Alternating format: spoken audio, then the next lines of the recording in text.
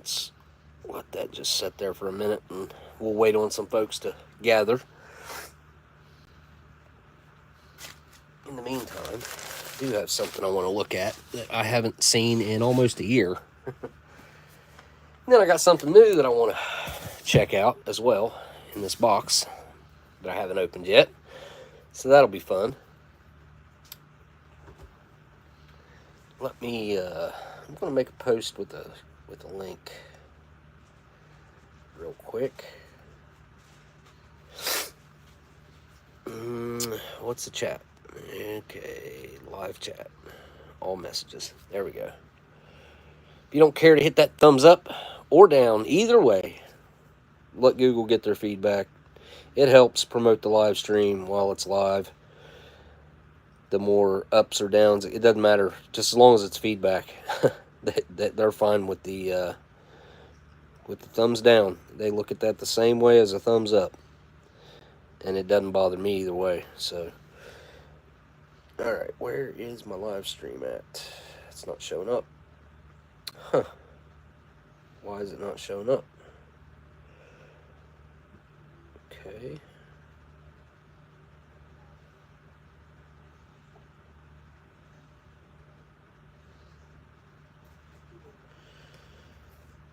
Huh.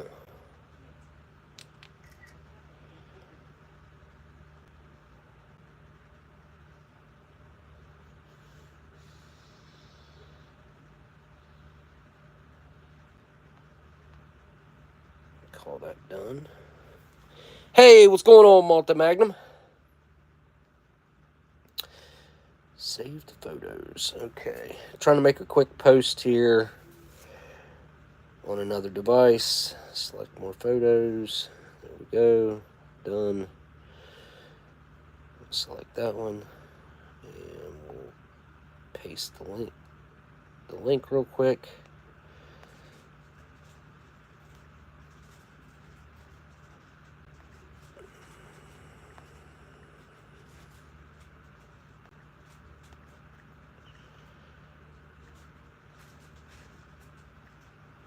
Okay. Post. Okay. When I clicked into this, I absolutely was the only one watching.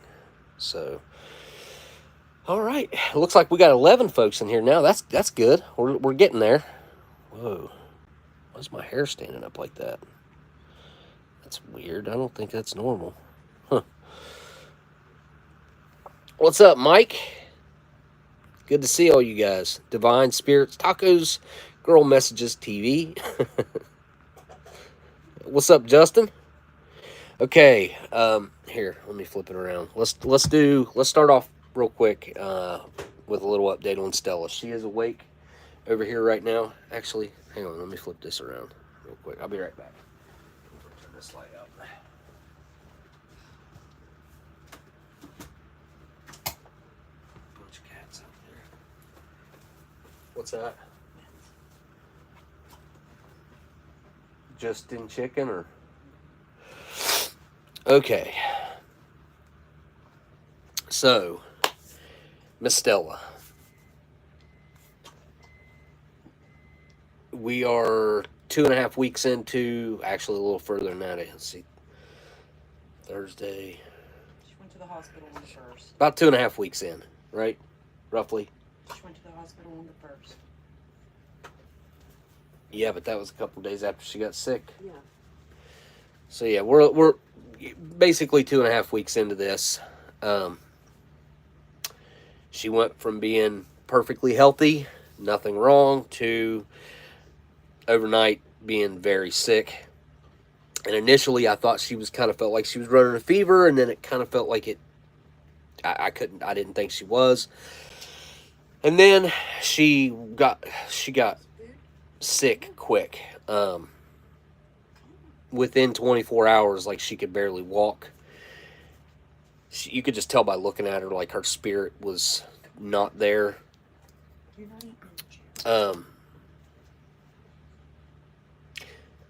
That was on Labor Day weekend, and all the vets were closed. So I called her vet, and he came in on Sunday. He came in on a Sunday. I thought it was a Saturday. No, it was Saturday because I was supposed to live stream that night.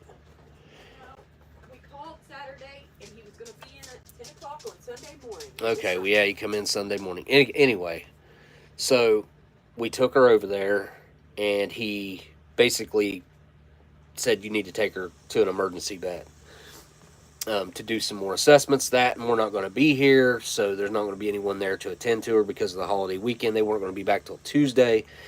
Of course, if they had pets over there, I'm sure there was somebody coming in and taking, I don't know. I don't know what they had going on, or if they just didn't have any pets overnight at all there from what seemingly, because I believe I called first thing on Friday, and there were no vets open on Friday around here. I do remember that. Anyway, we took her to Charleston. They gave her fluids, done a bunch of tests on her, which cost a fortune, and said that her sodium level was off the charts, so high that it wasn't even registering. Hey, LC, hey, how you doing? It's good to see you here. I've asked about you the past few times I was live. I haven't been live for a couple weeks because of the dog. I'm catching everybody up on that right now. So they did the blood test. Thank you for the super chat, by the way. Appreciate that. Anyway, so they did the blood test. The only thing that came back abnormal at that point, and I think they did a litany of tests. I mean, we've got pages upon pages of paperwork of like test results and what they done. I mean, it was thousands of dollars, so it should have been that way as far as paperwork goes. But anyway, at that point, we didn't have a choice. Like, we had to do that, or she would have died that weekend. I do believe that she wouldn't have made it till Tuesday, and that's how it was. Long weekend, and I don't think she could have made it two more days. I don't think so. It would have been 2 full days at that point that she would have had to have made it. She was drinking absorbent amounts of water. Like, she was just chugging water, which was weird. That was one of the first things that we noticed, outside of her puking up all her food from when she ate Thursday. So she didn't eat, like, that was the last time she ate, was that Thursday. By the time we got her to the vet Sunday, she still had not eaten. They put her on IVs. They seemed to think, I thought she's gotten up. So they seem, because Amber made her go in there to eat. Anyway, they seem to think that she has Shar-Pei in her. We never knew this, never thought this, nothing. We were told when we got her that we were looking at the mother and the father. The mother was a full-blooded pit bull, and the father was supposed to be a bulldog. Guaranteed the mother was a pit bull. Like, we know that. But it's sounding like now, or seeming like now, that dog, the mother, must have went and bred with maybe multiple other dogs. As far as I know, I've looked into this before, but a litter of puppies can be fathered by different fathers. Like there can be different fathers to some of the puppies. Does that make sense? I've heard that. I've read that before. I don't know if that's true. I'm just going on that right now. When she was little, she did look like a Shar-Pei. Like, we said that. Like, she was all wrinkles from head to toe. I wish I had a picture to show you guys of her as a baby, which, I mean, she was on my live streams from the time she was a puppy. I'm sure I had her on here. So you could go back 7 years plus and probably see her as a puppy on a live stream somewhere back there. Anyway, we left her in that vet in Charleston until so they're only open when other vets aren't. And we had to pick her up Tuesday morning.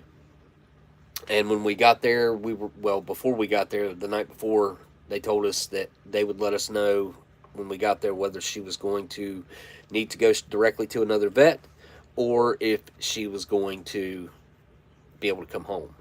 And when Amber got up there to pick her up, they had left the IV in her, 2 of them actually, I think, and she was to go directly to another vet because she was not doing well. She was running a temperature also of 106.7, something like 106.7, which for a dog, dogs run a little hotter than humans. Like we're 98.7, 98.6. Dogs usually run around 100 is what we're told. Like No, 101.5 to 102.5 is normal for a dog. Well, I've heard different things from different vets because that guy over there said between 100 and like 101. If her anxiety was up and stress was up, it'd run like 101 tops. You know, she wants covered up, or wants to rest her face on it. Maybe she probably wouldn't wipe her face. Anyway, we had to take her directly to another vet that we are somewhat familiar with, but we had never had her there, and you know, it was just like it was a forced thing. We didn't want to take our regular vet is cheap, so we take animals there when it's like nothing crazy, nothing major, because it's cheaper. This wasn't something that I felt like we could cheap out on. It just, I wanted her to survive and I wanted her to get better. So, we took her directly to the other vet. She stayed in there 2 nights, actually. She stayed in the other vet 2 nights. That's we talked about this, and then he confirmed it whenever we were over there. Anyway, she stayed over there for another 2 nights. She came out Thursday. We brought her home, and she could barely walk. I did not take her to the other vet initially, but Amber said when they got there, when she got out of the car, she face planted and fell. And you know, I don't know. I don't know what could have happened to her at that point. I don't think that had anything to do with what she's got going on now. But now she can barely walk. Her back legs seem to be the problem. We've got her fever completely under control. She's on 4, technically 5 different medications right now. She's on Shar-Pei fever medication. She's on something called that's colchicine, right? Which I need to do some more research into that. I keep thinking that. Yeah, I do need to. That's a good. Yeah, I need to try some CBD. I do have some CBD dog treats for her. I actually forgot about them until just right now. I also have some dog, animal, cat and dog CBD oil in a vial, liquid. Anyway, so they seem to think that she could possibly have Shar-Pei fever, which is a lifelong thing that she'll have to deal with. But it's weird because usually that's something that presents when they're puppies, and it becomes an issue long before they're 7.5 years old. So to me, still, that doesn't make total sense. I think it's possible. I do. I think that she's got Shar-Pei in her. I think we'd need to do a DNA test on her to find out exactly what she's made up of. I'll go back through the chat here in a minute, and we'll talk about everything you guys are saying right now. I'm just trying to get the whole story out real quick. I also think that she had some sort of infection of some kind, because I feel like the antibiotics initially was all they were doing, and that brought her fever down, but it did go back up. Like as the antibiotic would wear off, before 12 hours, her temperature would go back up. That went on for the first probably like 4 or 5 days at least. Actually, after she came home even, I felt like all I could do was touch her. I tried to take her temperature, and she was not having. The only way you can take her temperature is, up the rear end. And I tried it once. She did not She wasn't going to allow it. Let's just put it that way. She was going to bite me. And she's not the type to bite anyone, anything, but something was hurting back there is all I can think. Which, obviously, after all the medications and everything, her still wasn't looking good. She came home. She was home for, like, almost 48 hours and still was not eating. I was upset enough to where I called the vet, and I was like, look, she's not eating. She's just seemingly getting worse. Like, I was very concerned that we were on the way out. And look, Stella's like one of our kids. She's a full-blown family member. So it's not, I know some people don't look at animals as having like the same value, but we do. I don't do well with animals that don't do well. I can't handle it. I can't handle losing my animals. I get attached, extremely attached to my animals, just as I would be attached to my kids. Like it's on the level of similar. It's a little different because of course they are an animal, but I don't know, man. It's not a good feeling, especially like they can't tell you what's wrong. Like we're playing this guessing game. It's more or less like an infant. I mean, it's easier even, I feel like, to diagnose an infant. 31 years. Wow. Holy cow. That's awesome, dude. So you're talking like real edibles, right?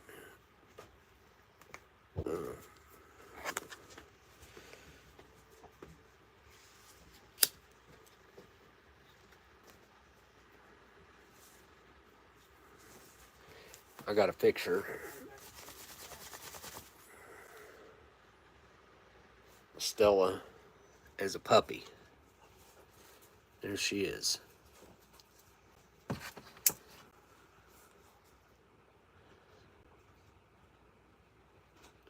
That is little Miss Stella. See, like there, she kind of looks like a Shar-Pei. I mean, you can definitely see. And look, there's Sebastian in the back. Oh, I miss him. I miss that little guy. I mean, he was almost 16 when he passed 2 years ago.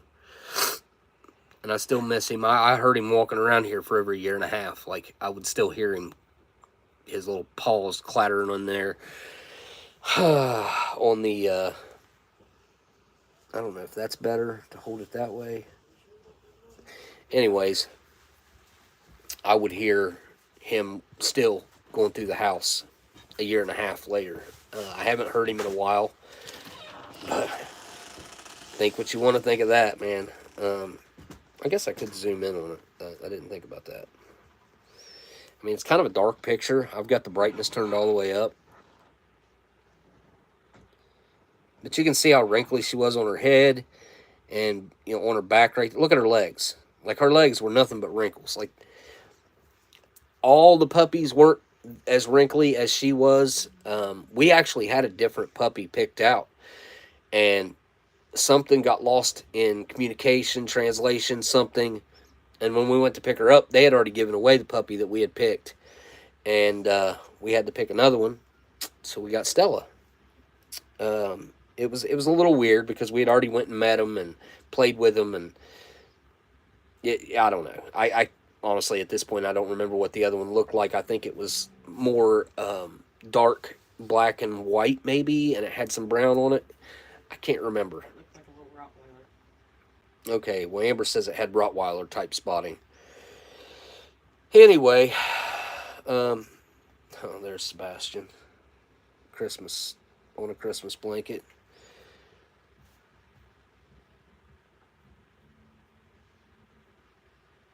And there they are, curled up in her chair. She's a little bigger at that point. There's another one.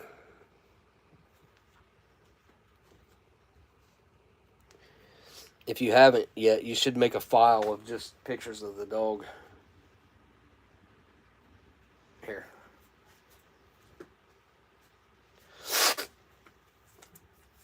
Okay. At this point, like we're not out of the woods. I do not feel like we're just what she's definitely not better. She is better than she was, but not nowhere near as good as I think that she should be at this point. On the third day, she did start eating. We had to hand feed her cooked chicken. Now, we have only fed her chicken and rice and human food, like healthy human food, for years, like 5 years now. Like, right? Probably 5 years? No, we started after Bash died. No. Hell no. Yes, we did. No. All right. Because I was feeding him and her the same thing. All right. Anyway, she gets canned chicken usually and mixed with rice, a whole can of it's like a pound of chicken. It's got the fat and stuff in it. But my only theory so far, because they're saying she had to have had some salt in at somehow, like, because I can't figure this out. If it could have been our water, which we all know is horrible, that she could have gotten into, or did we get a bad batch of chicken that was way oversalted accidentally and she just ate it? And because now, listen, this is what makes me think that this is a possibility. Now she acts like she can't stand the smell of that chicken. I've even tried to blanch it. I've tried to just strain it out, run cold water over it, strain it, cold water, strain it, cold water, strain it. She will have nothing to do with it, okay? I find that to be extremely weird because she's never had any issues with that food whatsoever. She's always really enjoyed her food, actually. I would eat her food. Like the exact same thing I'm feeding her, I would take bites of sometimes as I was making it for. I've done it. It's good. It's good. There's nothing at all wrong with it, other than maybe possibly we got a bad batch of chicken. That's the only thing that I can think could have possibly happened. That another thing leading up to us taking her, I forgot about this. So she was constantly salivating, like she wanted to puke, and that's what I thought. I thought she's got something going on with her stomach. She needs to puke. So I would walk her. A couple places around here that, you know, are abandoned, more or less, and the grass hasn't been cut all summer. So I took her up to a couple places like that so she could find the type of grass that she wanted to eat. And she would. Like she was on a mission to find grass that she could eat. So I would take her to eat that grass, but it wasn't making her puke. Like it wasn't making her sick. I don't know. That was what she wanted to do, so I took her to do it. And she was still salivating at the mouth all the time, like a substantial amount, and drinking tons of water. So at this point, we still just kind of don't know what's actually wrong with her. The research that we done about Shar-Pei fever, they stopped doing the test for Shar-Pei fever. There was only one college that done the test in the entire. I know the entire country, maybe the entire world, that tests for Shar-Pei fever. Shar-Pei, I guess, is a dying breed. There's not really a bunch of Shar-Peis around anymore. Anyway, that was Cornell College, same college that Andy from The Office went to. That's how I remember it. They were the ones that were doing the test. They stopped doing it in like 2020 or something, and then we read that they might have started doing it again in 2022 or maybe even 2023. 2022. So there is a way to test her to find out the one and only place that we can get this test done at. I'm going to assume, because of everything that I just told you, it's going to be extremely expensive to get her tested to find out if she has Shar-Pei fever or not. Here, let's go. I'll show you guys what she's looking like right now.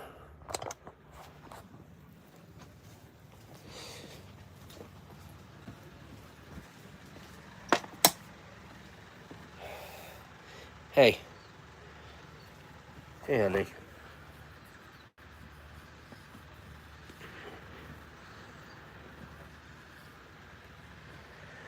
So I do think that she was retaining liquid, probably because of the extremely high sodium level that she had going on.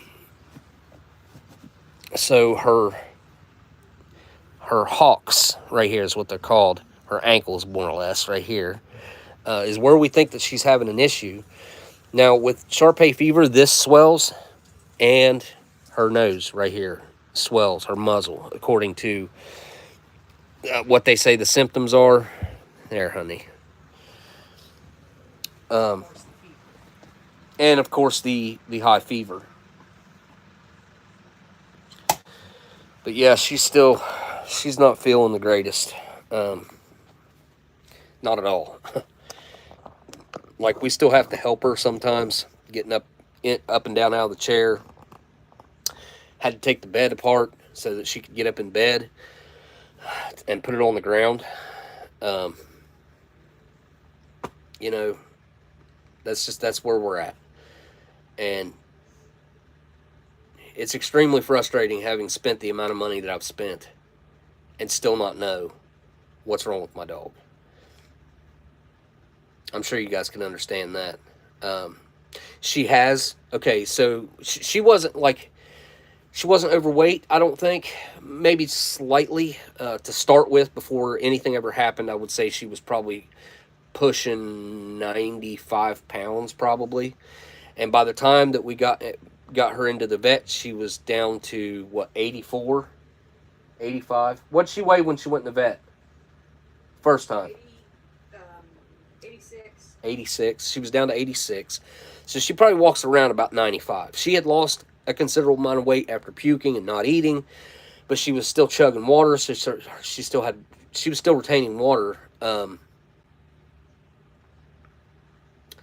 Right now, okay, so one thing I can notice is I can feel her backbone and the top of her head, like her head's harder. It's not as cushioned on top of her head as it usually is. And when I run my hand down her back, like, I can feel her backbone. It still doesn't feel right. Like, I don't know if that's just where she's keeping fluid off of her now, or she just hasn't regained her weight back yet, because we're still, like, her diet now is a problem. We're having issues. We're trying different things. Amber cooked quinoa for her last night.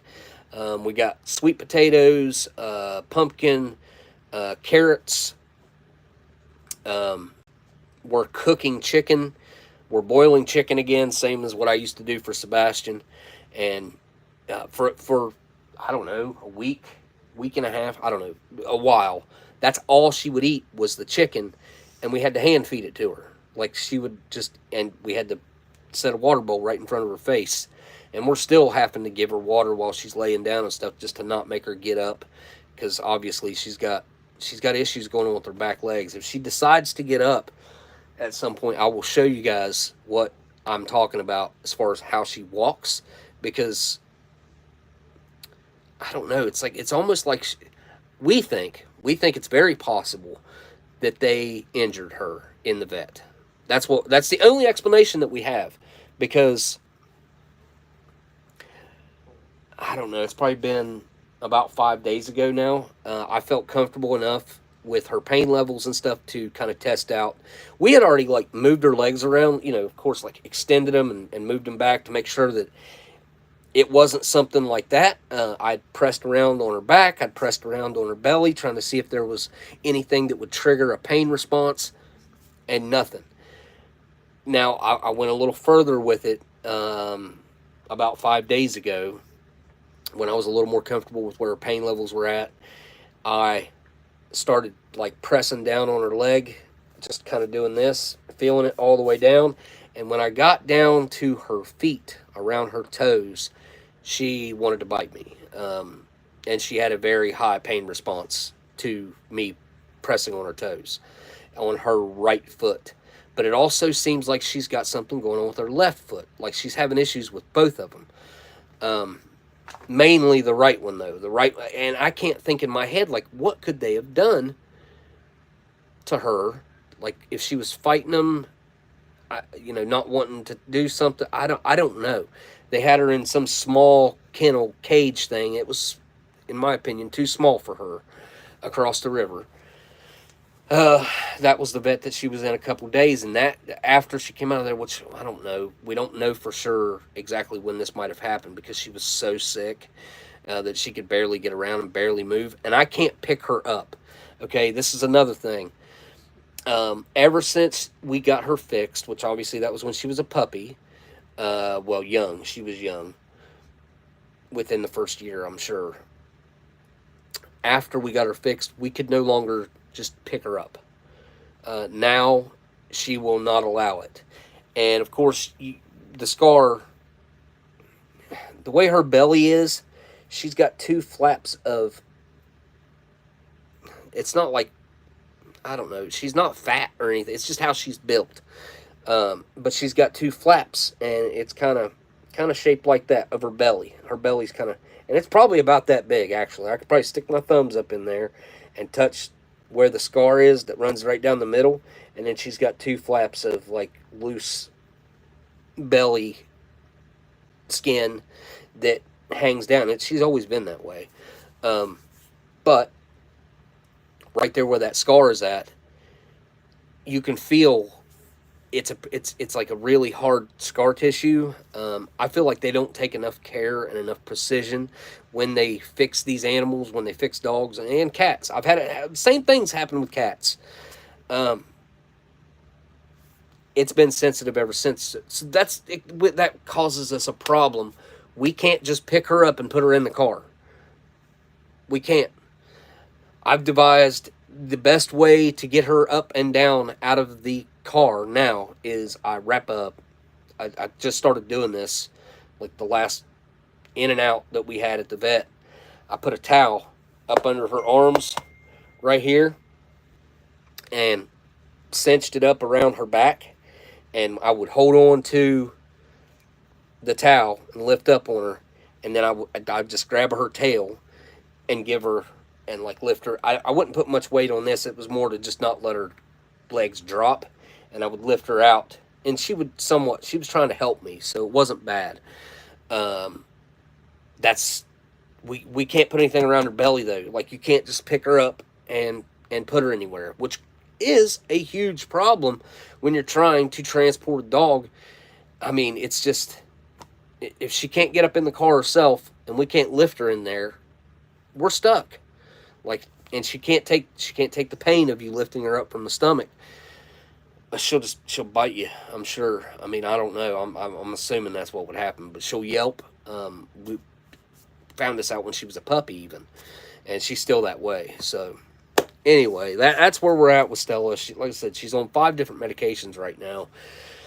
She's on the sharp pain medicine, the colchicine. She's on an antibiotic. She is on a pain, like some sort of pain pill, and then she is on a anti-inflammatory / pain reliever of some kind.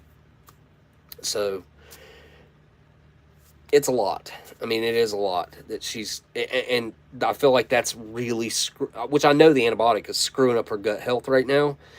I want to get her off of these medications, but I also don't want to take her off the antibiotic too soon and it not have completely wiped out the infection. If I would prefer to never had to put her on any antibiotics, but here we are. I just don't want to get, I don't want them to get too deep, and I don't want her to get too deep in the antibiotics, and I also don't want to not use enough to kill whatever this infection was, because she's obviously had an infection. Anyway, let's move over to some rations now. I did want to kind of, like, we'll talk about this stuff as we're going through the rations and stuff.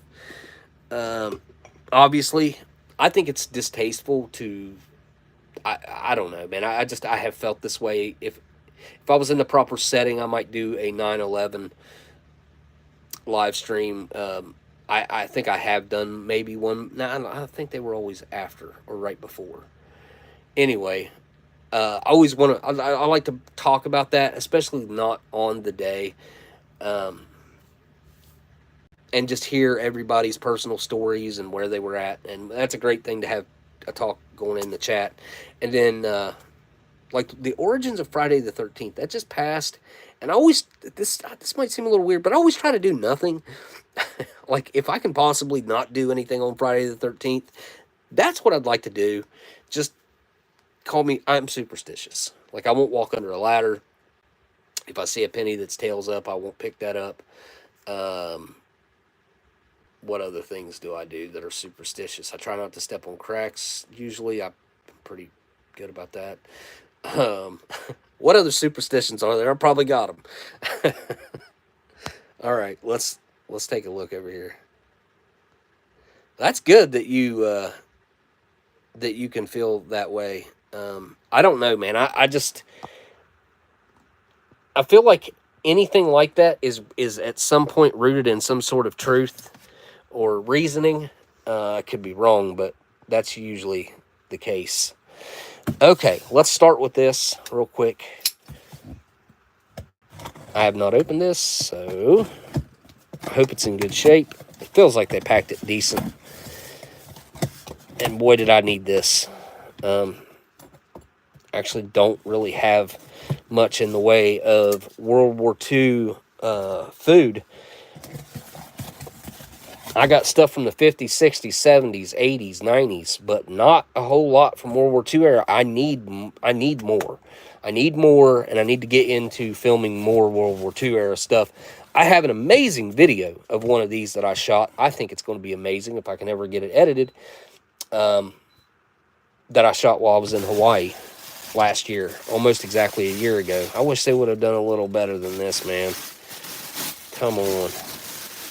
Like, use some bubble wrap or something, yo. Yikes. Alright. Well, that actually looks really good. Look at that. No dents. A little bit of deep rust right there. Does not look like it has penetrated, though. And listen to that. That feels really good.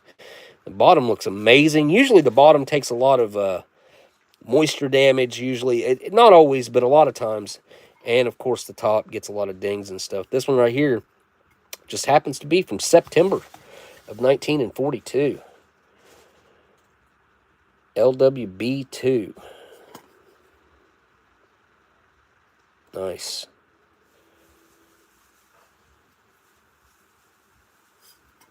Well, I guess we could try to figure out what the manufacturer was from the LWB2 on the top.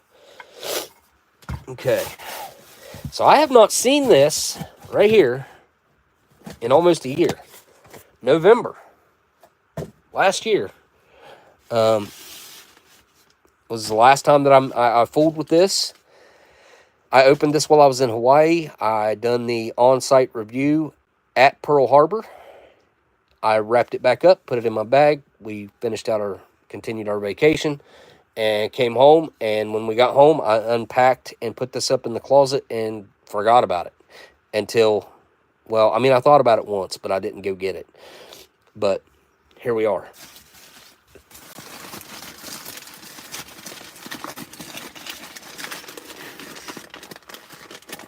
Oh, no. No. Oh. Okay, that's not that bad, but it's not good either.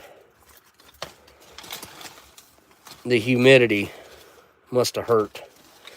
But the candy looks like it's still in good shape. The coffee still feels good too.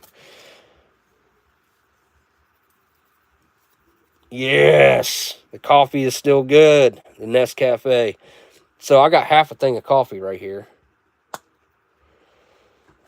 Sweet. And that's just sugar. That's just candy. I will clean that up. I'll lick it off my fingers right now. I don't care. Yeah. So that piece is good. That piece is good. That piece is good. That piece is good. What in the heck? Where did this come from?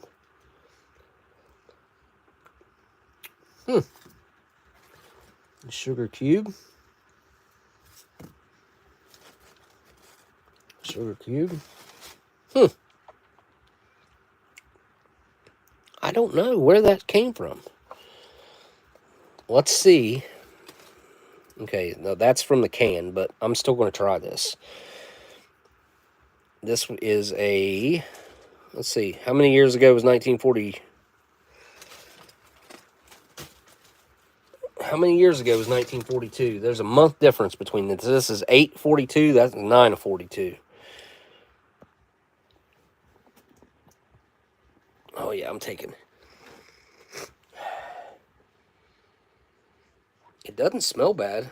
And again, I don't really care about that, the black one.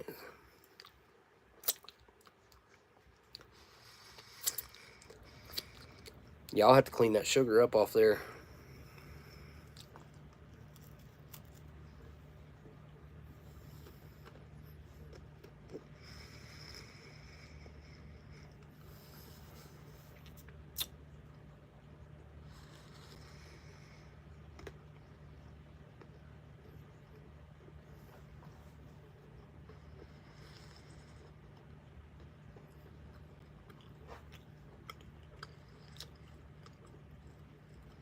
That's not even slightly rancid. And it's been open almost a year. It's sweet, too. And buttery. By all means, and all accounts, this should be extremely rancid. I mean, right?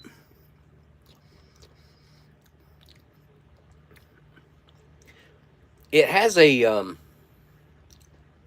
going to say like a unique flavor to it that's probably from the age. Kind of, I don't know, maybe like that. I want to describe it as like that basement smell, but not really mothball-y, but just kind of old books and cardboard and old carpet maybe. Just years of smells, you know, gathering and accumulating in items that are in a basement. It's actually quite tasty. These biscuits are, and it's provoking saliva. Like, it's not drying my mouth out, which is what, if something was rancid, that's one of the things that's going to happen, is it's going to suck all the saliva out of your mouth, and you're going to go, usually going to have some sort of a numbing sensation or a burning sensation. None of that with this. None of that with this. I can't believe that's still good. Actually, I did not expect it to be more than palatable. Like, I figured I could try it and it would be nasty. No. I don't even know where the sugar, like the melted sugars, came from. I'm looking at those candies and maybe this one. It looks like this is the only one that kind of, but it looks really perfect on the, like from my finger down. Like, it just looks like it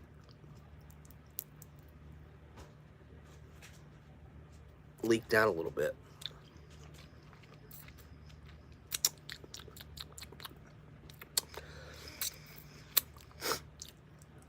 This will stay out, and I will consume that for sure. Okay, well, there we are. And I can still have a cup of coffee from 1942.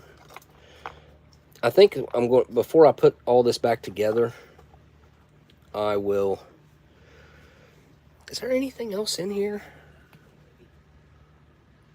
Sugar, confection.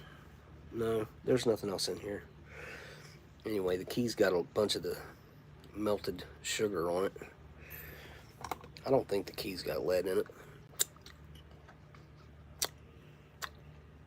That's how I'll clean it. I'll just lick it all off there. That tastes awful. Tastes like metal.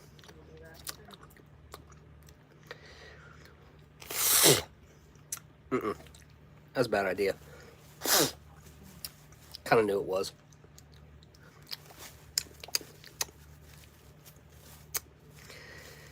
Anyway, got the key cleaned up.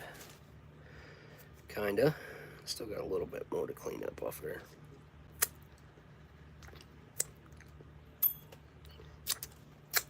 Okay, that's good. Key's in. Sugar cubes look good. One got a little bit of sugar on the corner of it right there.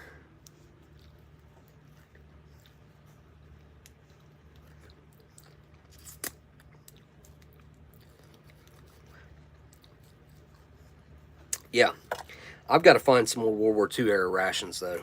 Like, oh, man, dang it. What was I thinking?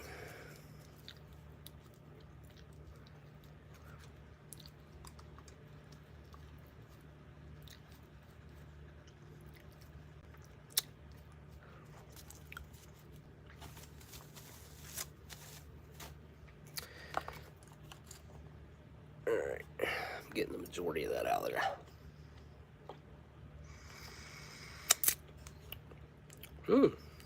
That's orange. It didn't come from the lemon.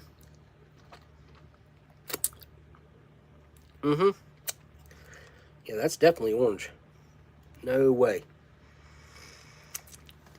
I'll work on that later.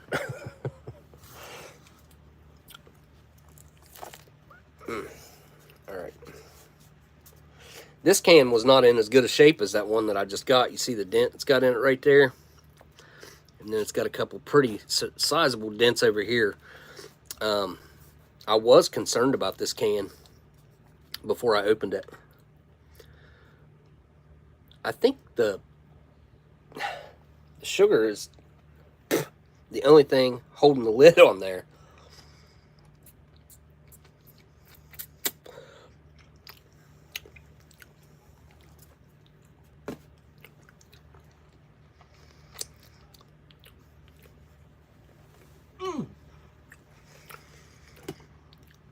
I'm pretty sure that's orange. It's kind of hard to tell. I do want to get it off of this coffee though. This, I mean, that cup of coffee right there is probably worth 50 bucks, you know, I would say.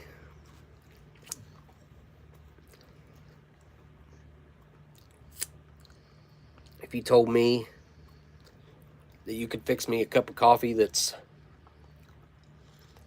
let's see, be 58, 68, 78, 82 years old. If you told me that you could fix me a cup of coffee that is 82 years old, legitimately 82 years old, I believe I'd pay 50 bucks for that. And you was going to put 82 or 84-year-old sugar in it as well. Yeah, I'm on board. I am on board. Anyways, I'm glad that has held up because I was worried. I'm not gonna lie. I just kind of, actually, to be honest, I was like, yeah, it's probably not. It's not gonna be no count. That's kind of why I didn't really care to mess with it. I figured I ate what I could while I was, while I was there. I ate some of the biscuit, made a cup of coffee. I got hot water from the commissary there at Pearl Harbor. Did my review on top of what I believe was a trash can with Arizona behind me. And I packed it up, and then that was it, you know. Yeah. Kind of cool that it's held up.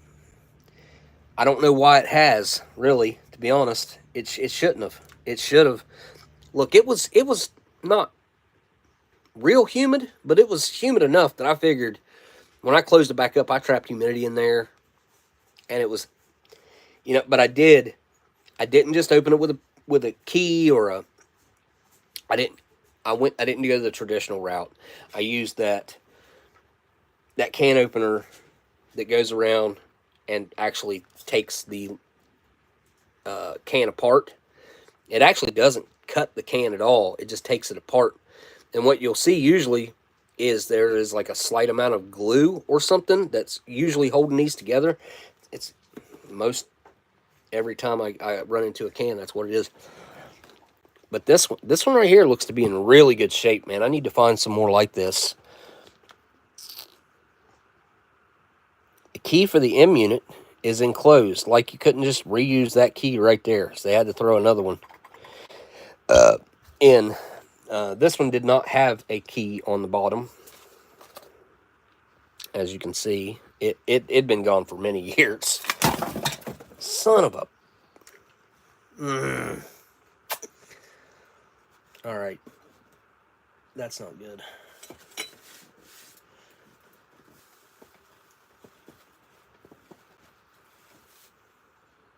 Dang it. I just lost all the candy and the sugar.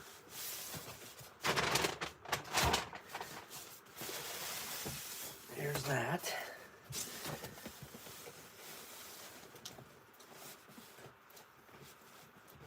One piece of candy. Got both the sugars. I got 2 more pieces of candy to find. Son of a... Where it stuck to my finger when I set it down. Oh, and... Wow. Yeah, I'll have to find that after the live stream. That sucks. Because I don't even see it. Anyway, I'll find it. Not that big a deal. I gotta find 2 pieces of candy and half a piece of cracker. Let's get down to looking at a pizza MRE. I still think they need to do some improvements to this. This one here is... You know, I thought I had a few of these too, by the way. I was like, oh, I'll go in there and I'll find a pizza MRE, like, easy. Yeah, no. Where I thought I had some, I didn't have them. I don't know what happened to them, but this is the only one that I could dig out. And where I thought I had 2 others, they are not there. They're gone. Actually, I thought there was one right here next to where I do the live streams, and it wasn't. So, we'll see if it'll just pull open easily. Nope. We'll just cut it. We'll just cut it.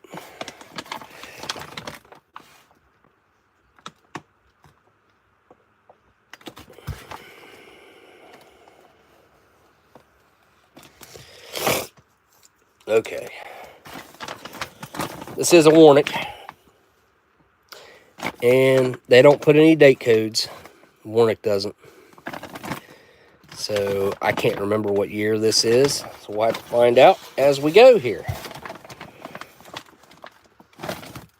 Boom. There's everything. All at once. All at once.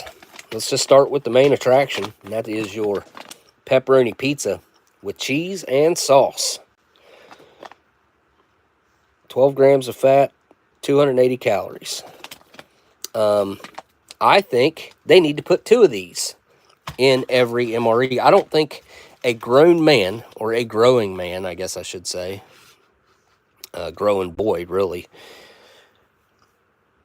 should be given this for his meal. Like, if you make it 2 of these, then it you know, it's a little better. It's still really not much. I mean, because, you know, you got to think, like, most of those military guys, let's call it 18 to 22 years old. Let's focus on the younger 18, 19-year-olds that just left home. Like, they would make an entire microwave pizza. You know, a lot of these guys done that. They'd make an entire microwave pizza and eat it, like, as one piece of pizza. You know what I mean? And this is a tiny, this is like a, maybe like a fifth the size of a microwave pizza. Maybe like those little Totino ones. This is maybe like a quarter, maybe a third of one of those. those things are $1. You know what I mean? Like, they cost $1. I don't know what more they have to do to these to make them shelf stable, but like, if it's the cost thing, they need to figure something else out. They need to make it to where you have 2 of these as your main. I'm going to stay firm on that. Oh, look at this. We got a cookie. An oat milk cookie, trans fat free. Huh. I don't remember that being in the last one that I had. Maybe it was. Maybe it was. There's our spoon. Partially biodegradable, as you know by now, if you've ever watched me before. Here is our accessory packet. What else do we get? Oh, cheese spread with jalapenos. I guess you can add that onto the pizza. Spice it up a little bit. What's this? Cherry cobbler? What? Huh. I should have known that. I remember that being in there. I think I've only ever had the pizza MRE, like the actual MRE. I've had plenty of these. I mean, I've probably eaten a bunch. I've given a bunch of these away. I've probably given away, I don't know, 50 to 100 slices of that over the years. I can remember, and it's not been that long ago, when this was the holy grail of MREs. Like, this right here was the biggest thing to happen to MREs in, well, probably almost my lifetime. Actually, yeah, in my lifetime, because MREs came before me being born. So, yeah, retort pouch MREs came before I was born. So this was the biggest thing to happen,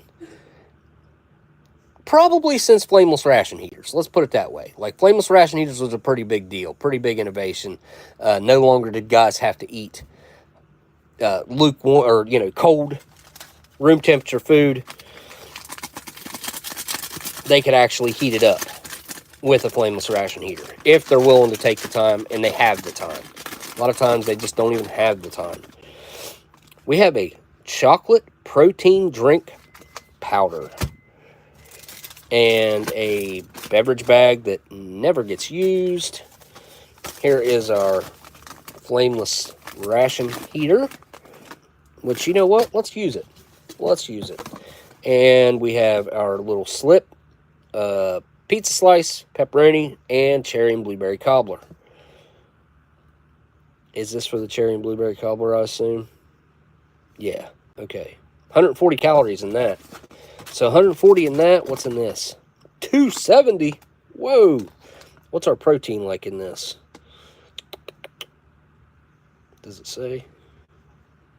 12 grams of protein. 36 grams of sugar. 4 grams of fiber. That's not bad. 53 grams of carbohydrates. 18% of your daily value. Wow. Oh, is this got a lot of sodium in it? Holy cow. Are you kidding me? Good Lord, that's a lot of sodium, man. That's like, I can already feel the headache. And we got a thing of vegetable crackers. Look at that. Wow, you don't see those every day. I mean, this is it's kind of a little bit of a weird MRE, that's for sure. There's our crackers. Put them right there. Let's take a look at this accessory packet real quick.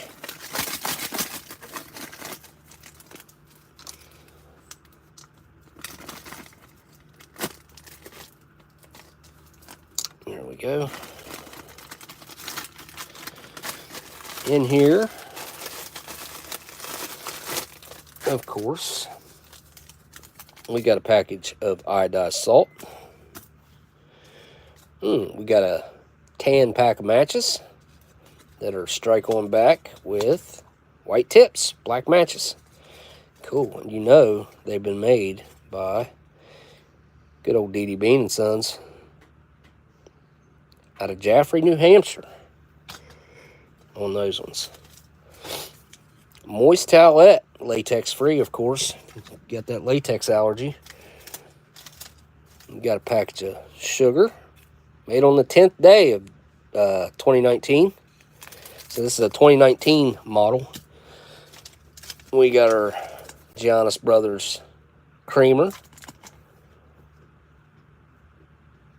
Does this have any calories in it? Yeah, 20 calories. How about that? Huh. Cool, cool, cool, cool, cool, cool, cool, cool. And here's your Bill's Brew. Instant coffee. Yep.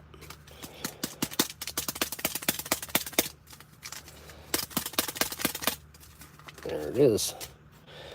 You got your cinnamon chiclet style gum. And last but definitely not least, you got your United States issued butt ration. Or some people call it toilet paper. Some people use it as a napkin. Just depends, I guess, on the situation. All right, let's do this the right way for a change.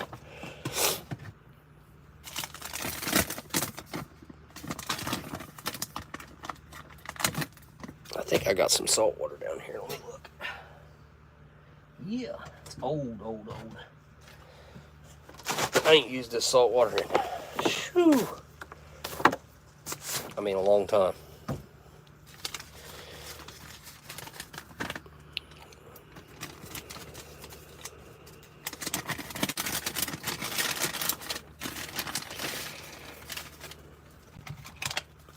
You know, technically, I don't need to stick this in there. Really, I don't. It just makes it nasty if you do. A lot of times, if I'm going to use these, like in my day-to-day, if not doing it on a video or anything, I will just leave it down in there.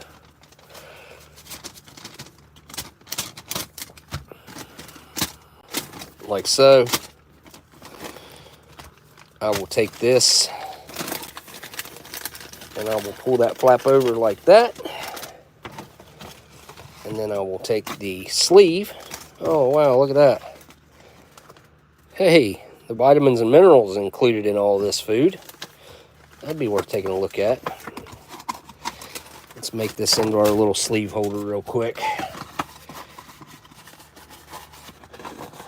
So this is meant to fold up like that, fold up like that, like so. And then I would take this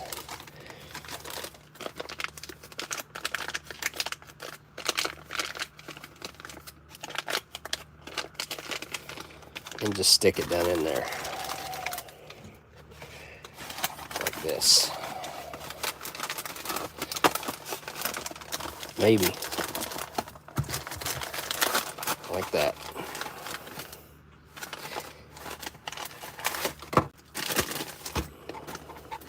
I think that the flameless ration heaters, sometimes I feel like they work better that way, and then sometimes I feel like they get smothered out. Just depends.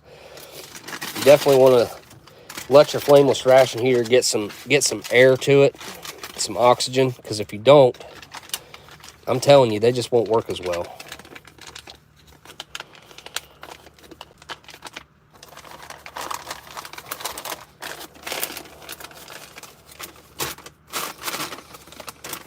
Huh.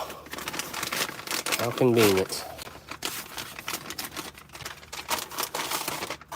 Alright, let's get this thing rolling. I want to go back through some of the chat and see what you guys were saying there earlier.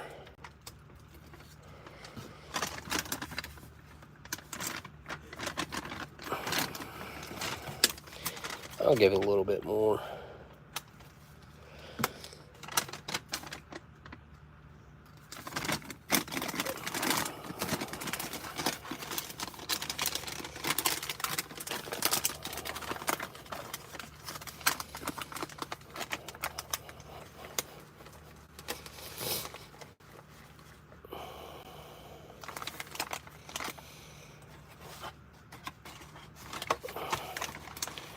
What's up, Nations MRE Finds? That's a new name in the chat I've not seen before. Well, now all we can do is hope that this flameless ration heater decides to work.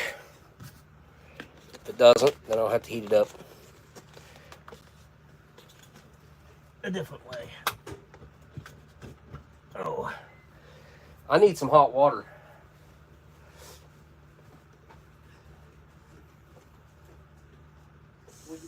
How much more time do you work? 30 seconds. I'll put it in my place. I'm gonna.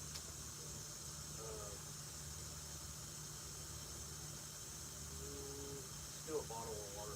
Or no, like 8, 10 ounces is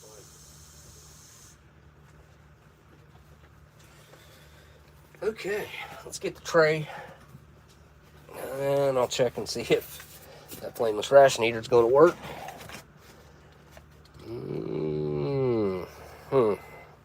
Not yet. Kind of surprised with a brand new flameless ration heater like that not working.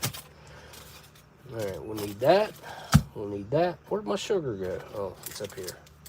Don't need that. We'll need that. Okay, all this stuff can go.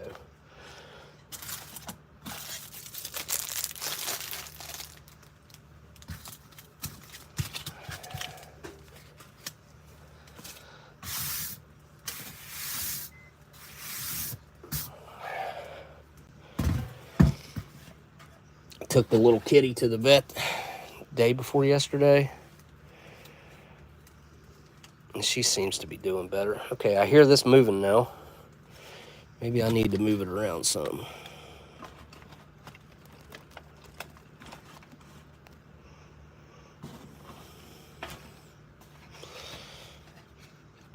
I would prefer it be leaning there. We'll lean it up over there. Yeah, there we go. Really need it laying down more than that, though.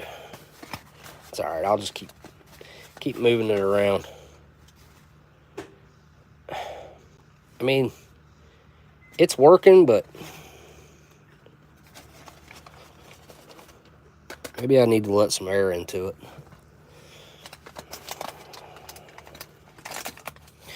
Smokey Nation's been around longer than I have. Kenny, aka Squirrel. Oh, okay. Wait, that's a new name though, right?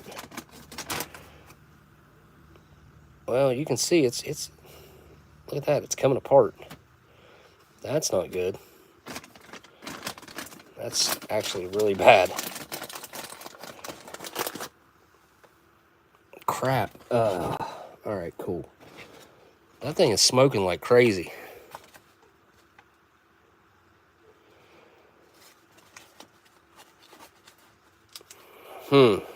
Well, it's working. I think the freaking flameless ration heater bag's coming apart, though. How weird is that? Yeah, that thing's smoking like crazy.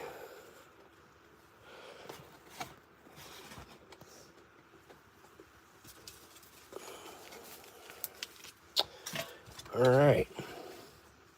Vegetable crackers. Cheese spread. Oatmeal cookie.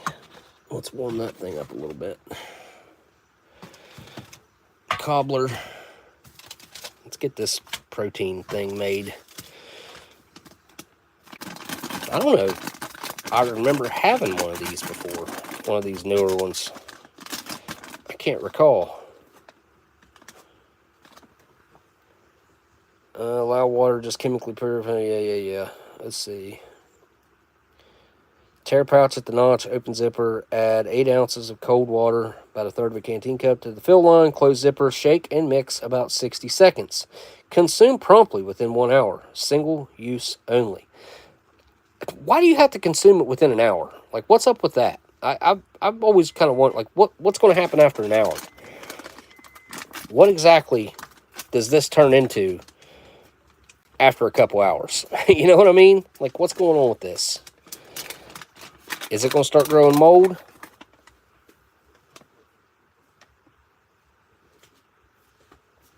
Or what? I mean, it kind of just smells like chocolate milk powder. Oops. I'm going to try just the powder, just to see what it tastes like on its own.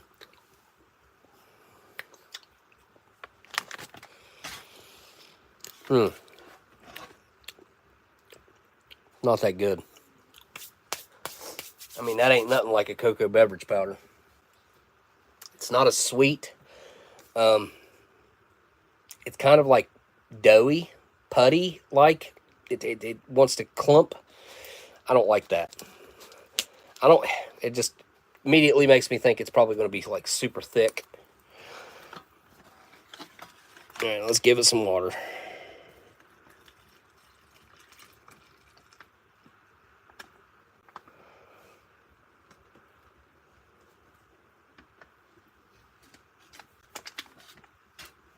Well, that's what it says.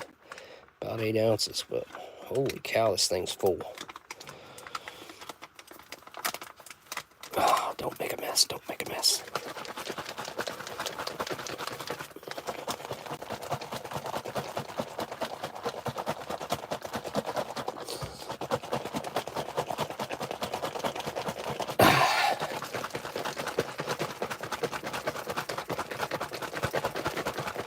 It did say to shake it for 60 seconds. So you guys got a minute of me doing this.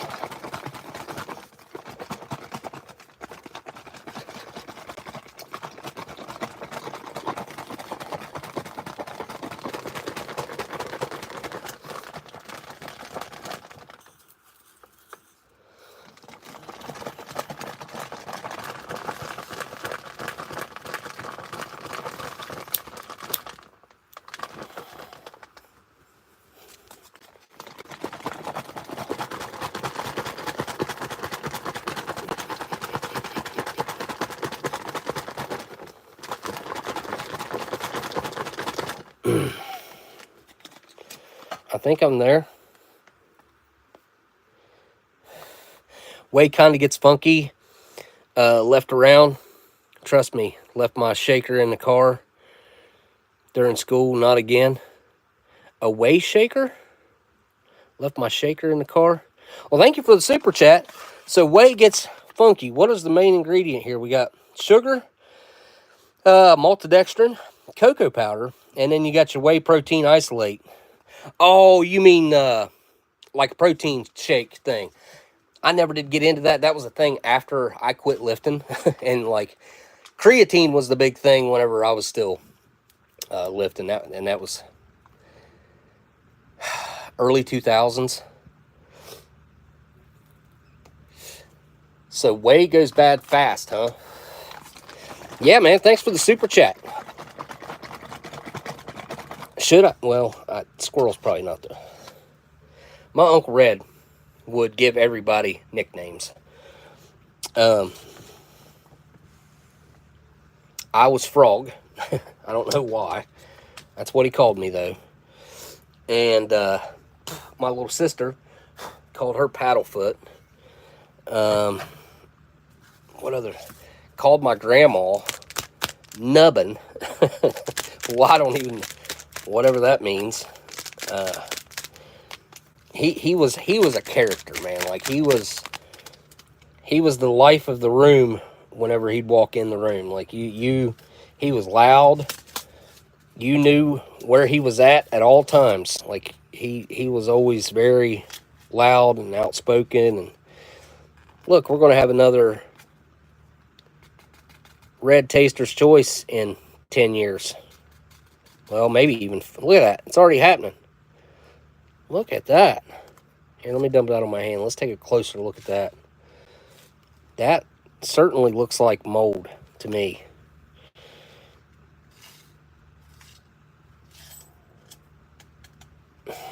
Let's take a closer look. Now, I've heard people say they think that this is caffeine crystals forming on the coffee. And this is obviously a very large grain. I assume it's freeze-dried. But that's weird. That's weird. Yeah, a little bit of penicillin never hurt nobody, huh? I mean, I've drank way worse. Let's put it that way. I have drank beer that turned pond scum green after being out of the can for about 40 minutes, 30, 40 minutes. I have drank whiskey that was found in a wall in an old speakeasy that was, well, at least 120 years old. Like, it was old. Yeah, I don't know. It was weird. It was also, there was also a bottle of alcohol that was medicine. That was from the 30s, 20s, 30s, something like that. I can't remember. Hey, another super chat early. Did we get the pleasure of seeing, oh yeah, I can pull that out. Absolutely. Absolutely. Tonight has been a, or I guess, bring Sebastian out. Yeah. Come on. I can't wait until I have a nice studio / office. I cannot wait, man. I thought I was going to get, I don't know. I haven't talked to you guys. I made an offer on a house. They just pulled it off the market about 5 days ago now to rent it to a local doctor that is coming into town. So I figure they're going to do, like, they're going to cover the taxes, and they might make, like, I don't know, they might pull like $500 a month after they pay taxes and everything. Like, it's not going to be much. They should have just sold it to me. That's what they should have done. But can't make nobody do nothing. So usually this stuff doesn't dissolve very well. Same with the Giannis brothers. Oh yeah, go subscribe to Delicious's channel. And here's his cup. Link in my description for sure. Link to all my Canadian brothers up there too. You got CT, you got Smitty, somebody's slipping my mind right now. Anyway, now see, look, that looks really good, doesn't it? If I just don't touch it, that looks like some sort of gourmet cup of coffee. Or, I don't know, cappuccino, or who knows, something like that. I'm just going to let it sit. Let it cook. Let him cook. All right, now we're going to dump this protein shake out so that we can take a look at it and make sure that it's all nice and mixed up. And I'm probably going to add some more water to it, I think. Let me do that before I dump it. Actually, oh my God. Look at that. That does not... Come on, man. Thank you guys for the super chats, man. Really, seriously. LC, I will get that here in just 1 second. It's right here. It's never far away. Yeah, this, I don't know, man. I'm not appetized at all by anything that's foamy like this or frothy. I'm not a fan. Gelatinous, again, like you guys, most of you guys know I'm a texture guy. I don't like that type of stuff. It's gelatinous. I tell you what though, that moose nose jelly was really, I mean, obviously jelly, but when you spread it on a piece of bread, that stuff was really good. And I'm not all about eating the head of something either, but it took him like 3 days to cook that moose nose down to what we ended up, like, seriously, it cooked down for 3 days.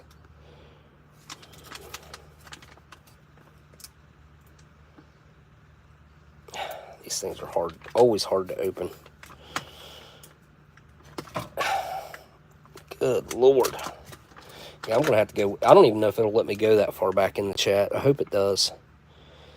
Ugh. Oh, man. That does not look right, guys. I don't like that. Ooh.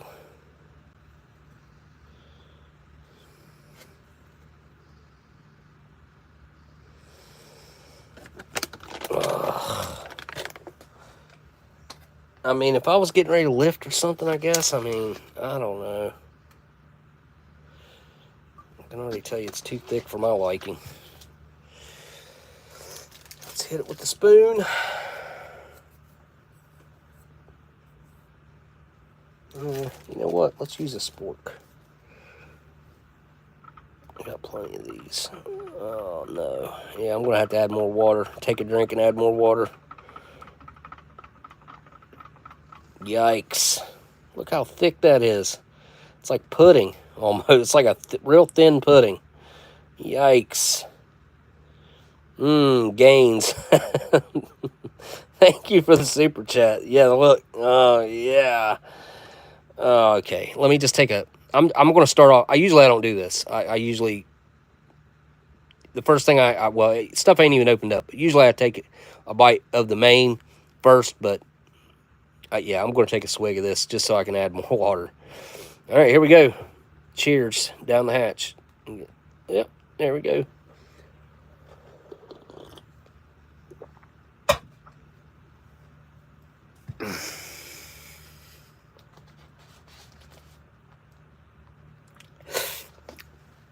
Okay, it's not as thick as it looks, but it's thick. It's very, very chocolatey, though. I will give it that. It's not very sweet, which, I mean, I'll bet you could make a brownie out of this, for real. Like, if I was to just put, I don't know, maybe an ounce of water in here, maybe 2 ounces, I don't know, between 1 and 2 ounces of water, mix it up, this would certainly make a batter.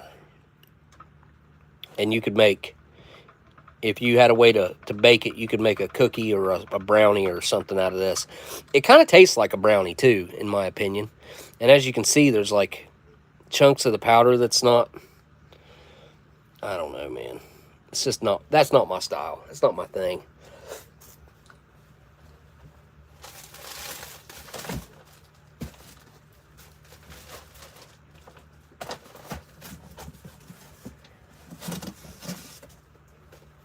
Okay, here he is. Boom. Oh, it looks like he's got a scar on his cheek. Is that supposed to be there? Huh. How did I not notice that before? Huh. It is supposed to be there. But it's supposed to be like flesh colored, it looks like. That's like silver. Huh. Maybe it faded with time. I don't know. I didn't notice that before. Huh. He does have the field communication box there. All right. Let me zoom out. I don't know why I'm so zoomed in. Plate's crooked. All right. I will take that out last. Ooh. Wow, that cookie's warm. All right, that flameless ration heater has worked well. Let's see if we get a hiss. Oh, that was more of a pop. Wow, those really have a unique smell to them, let me tell you. And they do smell like vegetable, too. Like, if you ever had, like, that vegetable seasoning, it's just little pieces of dried vegetables that you can sprinkle in stuff. I don't know if you guys ever seen that before. I know I've seen it. I've had it before. That's what these smell like. They don't look the same as they did 15-ish years ago. They used to have a lot bigger particles of vegetable stuff in them. Yeah, I'm a big fan. Kaylin, I'm a big fan of the veggie crackers. Always have been. I think it's a really nice change up. And I really hope that they're not doing away with the MRE crackers. I really, really hope that that's not a thing. I don't want to believe that it is. I want to believe that they would do away with the stupid wheat snack bread long before they would do away with the crackers. The crackers are way better. I've been meaning to... I need to call my buddy at Natick and see if I can't talk him out of that stupidness. I don't really ever hear any guys out in the field complain about the crackers either. So I don't know what the deal with that is. I don't even know if it's true. I need to look into it more.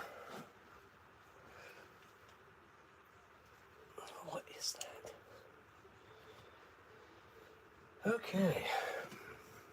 Oh, I was getting a bowl. That's right.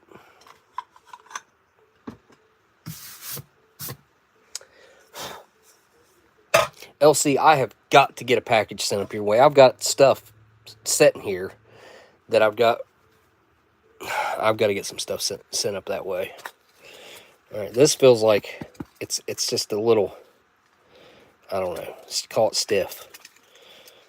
But it's not like really separated. It just actually don't feel too bad. It don't feel soft or anything, but it feels about right for a kind of a stiff cheese.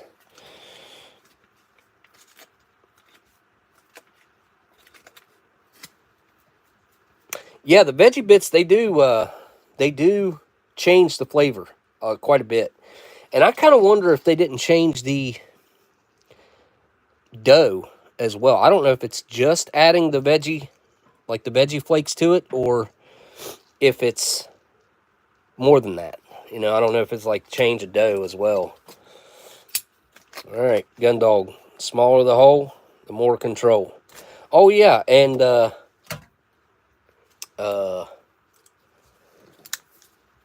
Kiwi Dude's making reviews again. Got to go over and support Kiwi Dude. I'm sure you guys, a lot of you guys probably have been, but surely you got to go over and support him. I always think about his little one that used to help him out all the time. I bet she's probably out of high school by now. It wouldn't surprise me. Definitely driving, probably. Which, that's something I need to talk about. My son, since I've done a live stream last time, there were no prospects, anything like that, he's applied for, followed up with, and ended up getting a job. Like, he just left a little bit ago while we were live. He's all excited. He wants to buy a car. He wants, which I told him, I was like, I think you should get a Tesla. And I think that's what he wants to do, is get a Tesla. So that'll be cool. I'll help him get a Tesla. Absolutely. This does not look good, by the way. This looks like, it doesn't look good. Not appetizing visually at all. Well, all I can say is thank goodness we got that oatmeal cookie, because we're probably going to need it.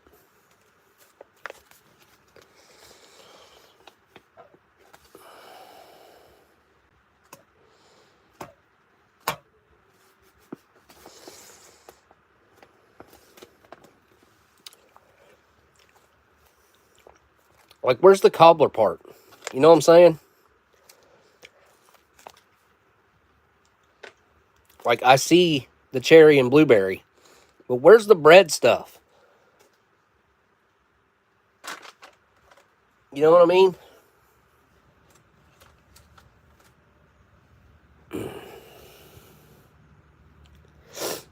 It's been decobbled. Yeah, it kind of has been, hasn't it? Where's the freaking cobbler? All right, here we go. This should be hot. Did it melt the cheese? Who wants to take a bet? Look at that. What the heck, man?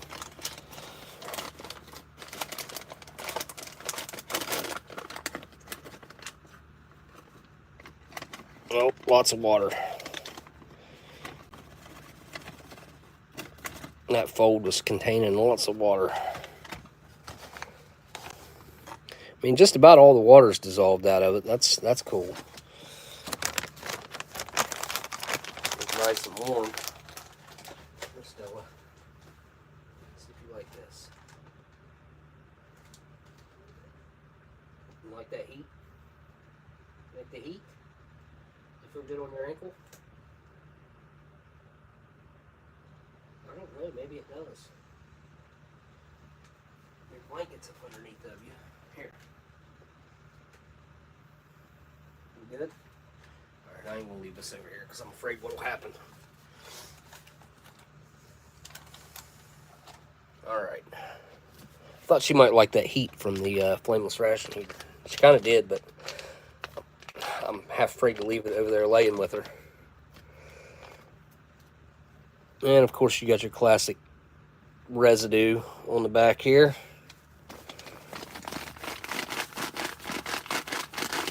I hope the cheese is facing the other way. I hope the cheese is facing up package-wise. Let's find out if they put it in here like the way we think they should. Yep. Yep, they did. Okay, cool. Cool. All right. Well, there's a lot of pepperoni loose in there. Oh.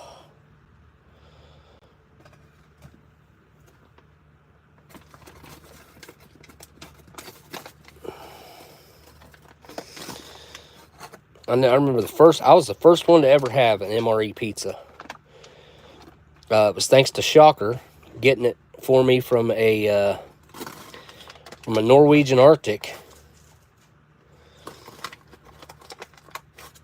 I had the first review of an MRE pizza ever on YouTube, and it was a bacon. Is a bacon flavored pizza. All right, there we go. The MRE pizza, the famous, I guess you'd say, not infamous, the famous MRE pizza. Oh, that's going to keep that warm. I'll open that here in a second. All right, let's dig in. It's time. My mouth's watering, even though I know this isn't. Oh, look at this. Luckily, I felt it when I picked it up. Almost just bit into that, though. Almost. I don't want to turn it over because I got all that stuff on there. Let me look underneath it, make sure there's not two of them. Okay, it's just the one. All right, here we go. MRE pizza. It's nice and warm to the touch. It's like, it's like if you put it in the microwave and it was too hot for you to eat, and you're like, oh, I'm going to let it sit there and cool down for a second. Like, it's pretty warm. You know what I mean? It's not like burn you warm, but it's where you would want it to be able to just eat it normally. Down the hatch.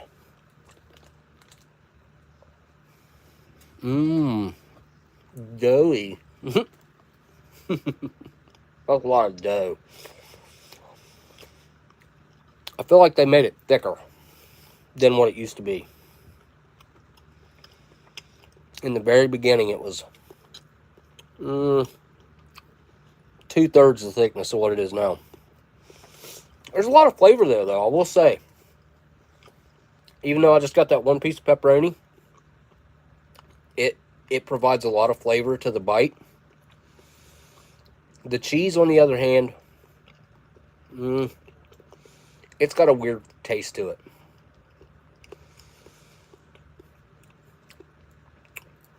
I don't know how to describe it.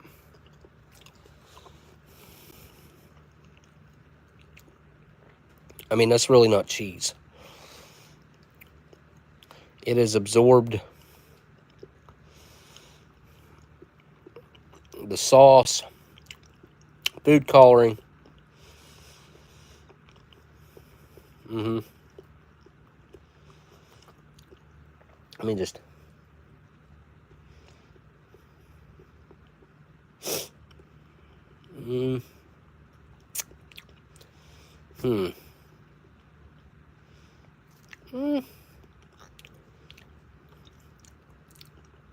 It's got a slight stringy mozzarella texture to it. And it's also got like a light, very light sweetness to it. I don't know if it picked that up from the sauce maybe. But other than that, I don't know. It kind of does have the aftertaste of cheese. Not so much as you're eating it, but after you eat it, like you can kind of, you got a residual cheese flavor. What was I just going to do? Oh yeah, I wanted to look at the ingredients. Holy crap, look at that ingredients list. What are we doing? What am I eating? Ingredients for the pizza crust: enriched flour, which is wheat flour, niacin, iron, thymine,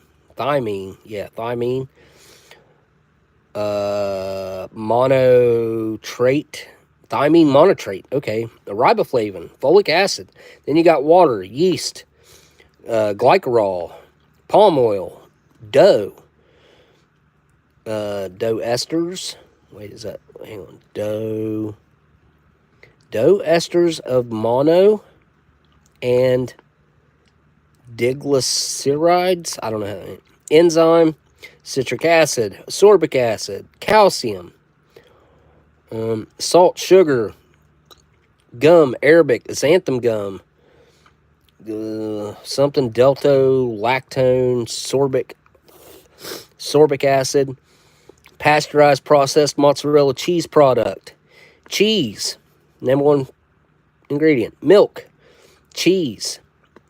Oh, wait, milk, cheese culture, salt, enzymes, water, glycerol, cream, skim milk, salt, whey, sodium citrate, natural flavors, sodium phosphate. Natural flavors are not natural, by the way.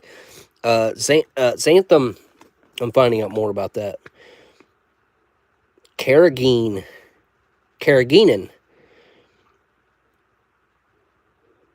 carob bean, gum, carob bean gum, preservatives, tomato sauce, crushed tomatoes, tomato paste, glycerol, again, rice syrup, olive oil, garlic, beef, salt, water, dextrose, paprika, spices and flavorings, lactic acid, starter culture, olorarison, I don't know how to say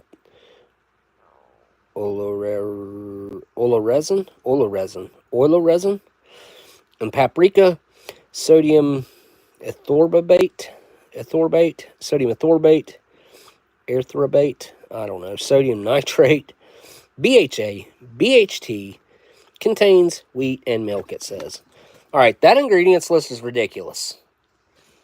If you had to put all that crap right there together just to make sure that you had MRE Pizza, because it was so, like, demanded, you went wrong somewhere. Like, that's too much. That's too much. It's too much crap. All right, one of these is going there. One of these is going here. Yep. Yep. And we'll move this one over here so we can get some in every bite. A little bit of pepperoni in every bite. All right, this bite's getting some cheese, y'all.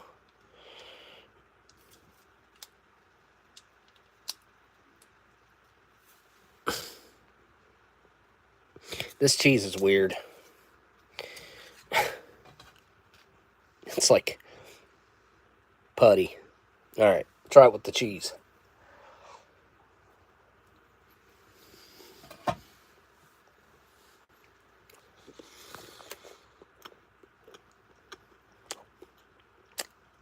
That pizza's a heart attack in the making. It really kind of is. I mean, extremely high sodium. Let's consume a literal baggie full of chemicals. Let's do that today.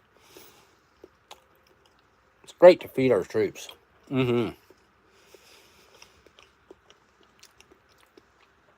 I'm criticizing this one. This is ridiculous.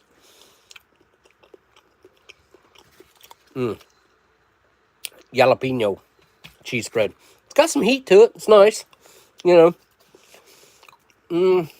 It overpowered the pizza. To the point to where I barely taste pizza. That dough is sweet and very... It's like barely done. You know what I'm saying?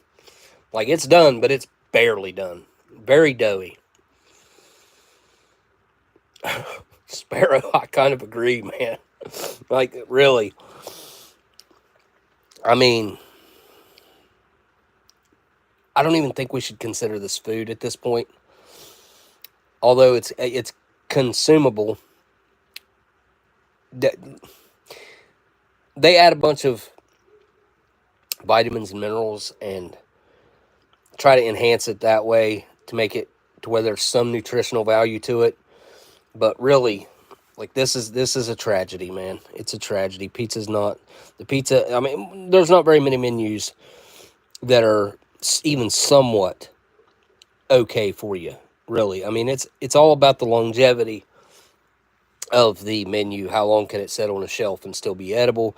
I get it, but I also understand that with the canning process, which is what it's a soft can, it's a retort pouch.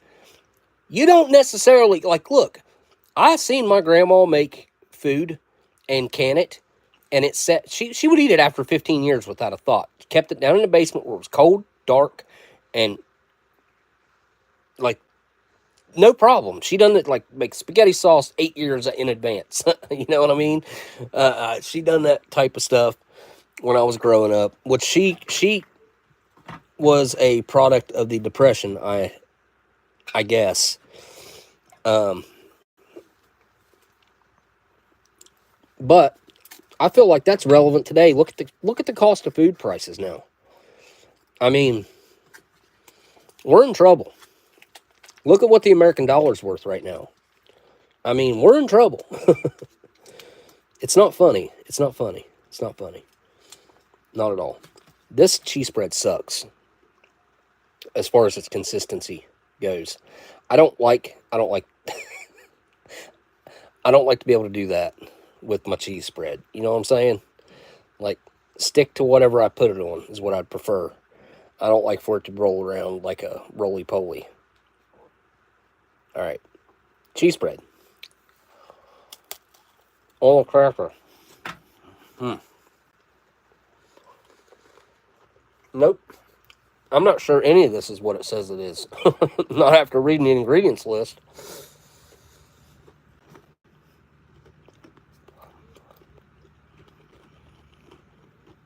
I mean, all this stuff belongs in the video game Fallout.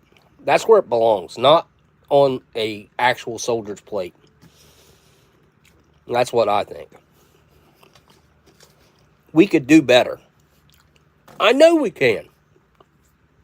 The preservatives are not like they're not it. If it's packaged properly, which is basically canning it, you could do traditional meals and they would last 3 to 5 years. But they're wanting to push it. I've talked to so many guys that were back from the Korean War era up into Vietnam. Every single one of them that I talk to tells me that they ate World War II food in the Korean War and Vietnam era. I believe them. I mean, why would they lie about that? First of all, second of all, like I've talked to every single one. I'm like, are you sure? And I'm like, what exactly did you eat? Usually it was some sort of K ration, or it was as a actual C rations.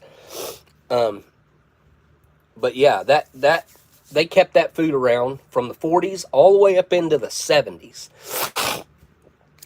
and fed it to the guys. Like it wasn't just, oh well, we forgot about it in the back of the commissary or whatever. No, like they tapped into their reserves and was feeding that stuff. Like they made way more than what they needed for World War II is what I'm assuming, and they just kept it and handed it out slowly. All right, I'm gonna take one more bite of this pizza with the cheese on it. There ain't nothing else I can do to enhance this pizza, I don't think. One more bite.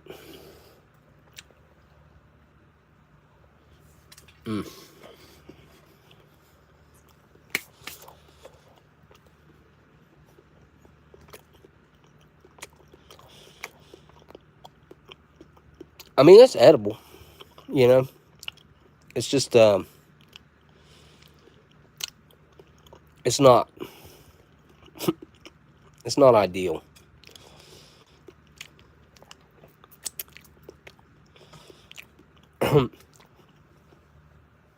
A water pie for dessert. Yeah, look at that.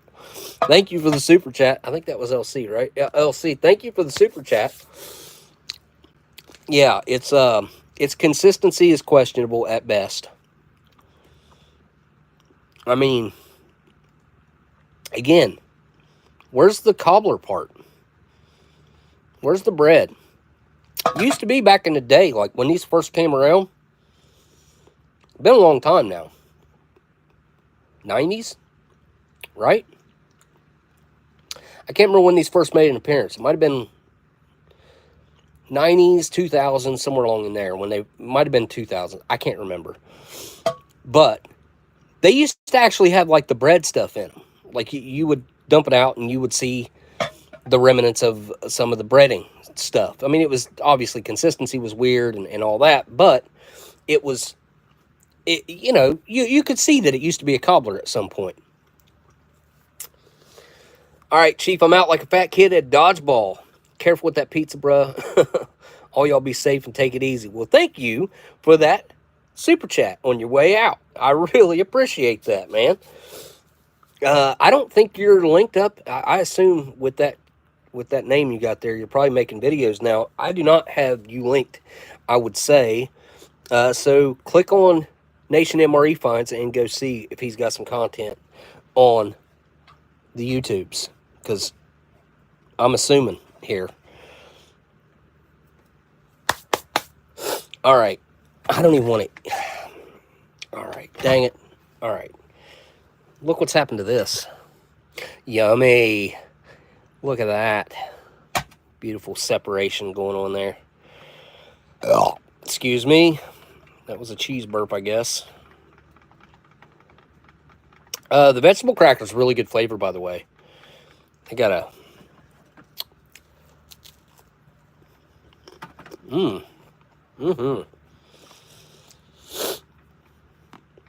This just will not mix up.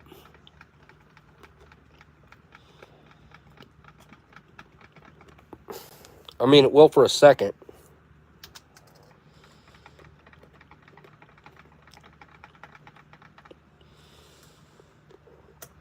I just I wanted a drink to cleanse my palate before moving to the cherry and blueberry cobbler. All right. Chocolate protein drink powder stuff.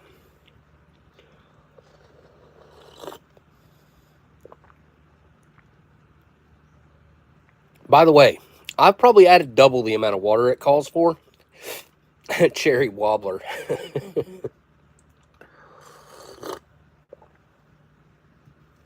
Cherry wobbler. Oh. It's so disappointing. Like, I used to look forward to getting these. Now, I don't know, man. This just looks like a really bad canned... Oh, no. Ooh. That was very opposite of appetizing. Very... Oh, man. Oh, that's a big old cherry with a blueberry, and it's the skin.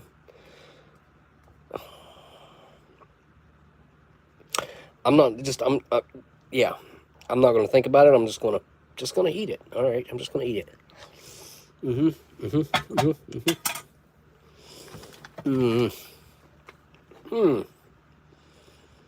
There's something hard in it. What is that?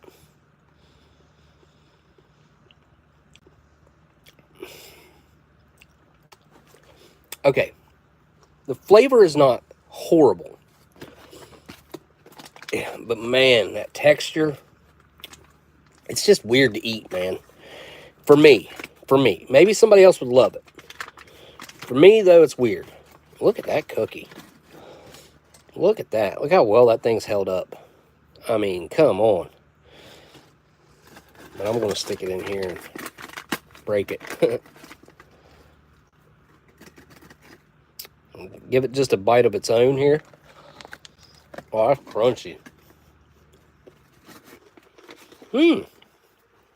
Not bad.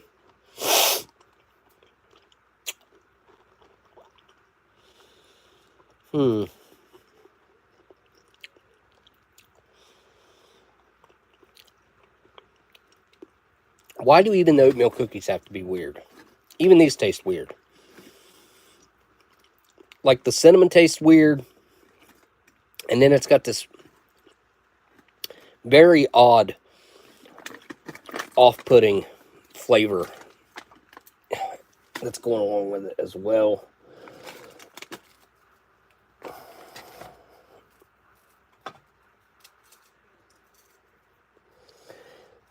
It's kind of got a chewy, crunchy aspect to it.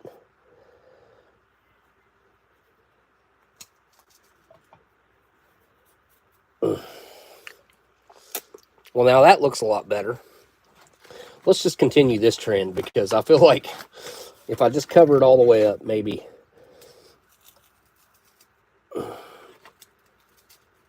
Which I may as well do it when my fingers are dirty.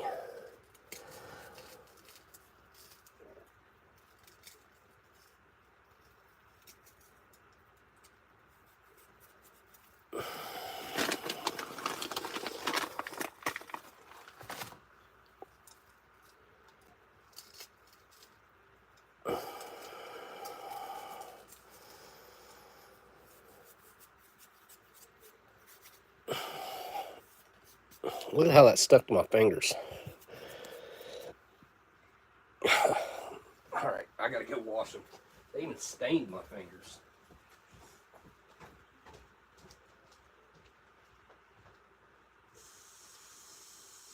What are you doing?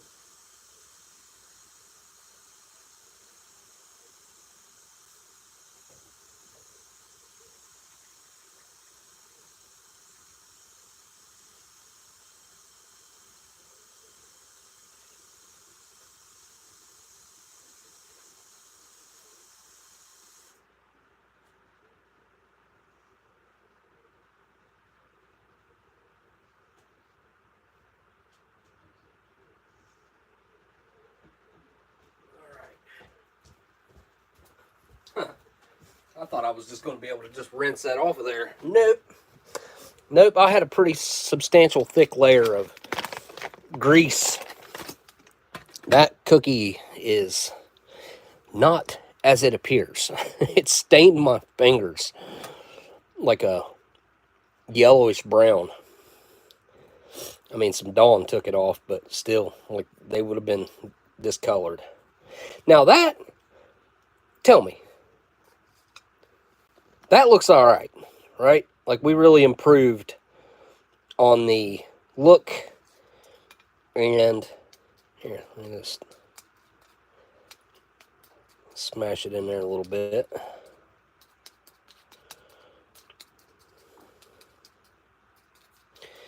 That's looking a lot more like a presentable cobbler type dish now.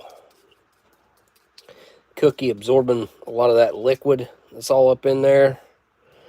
Y'all think that looks a lot better now?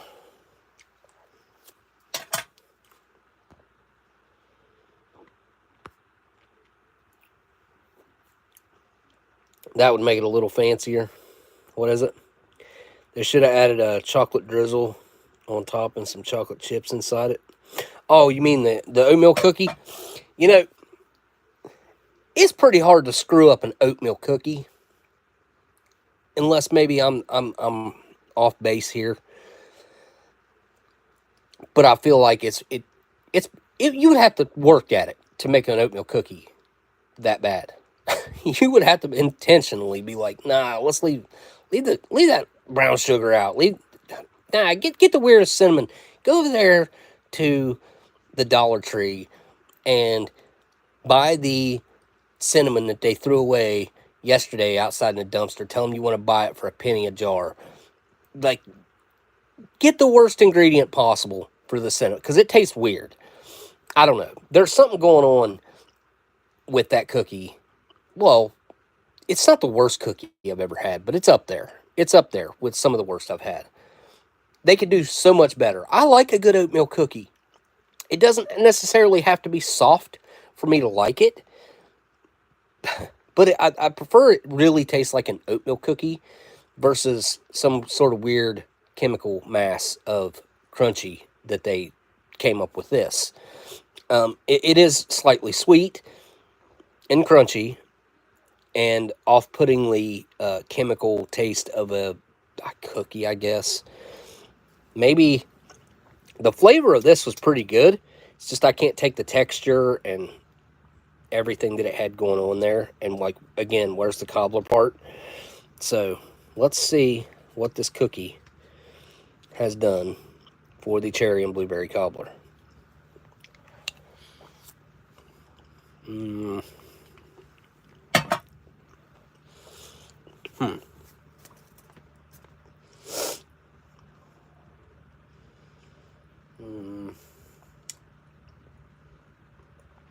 Hang on.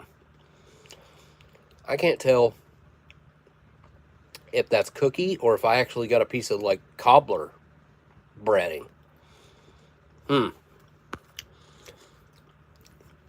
Kimmy Crunch is a very good, that's a very good name for that cookie. It's the Kimmy Crunch oatmeal cookie produced for the U.S. military. If you don't like it, tough. Tough-ish. All right. That's just, look at that stuff. There's something really off-putting about that color and its overall texture and just the way it I don't know, man. There's something really weird about it.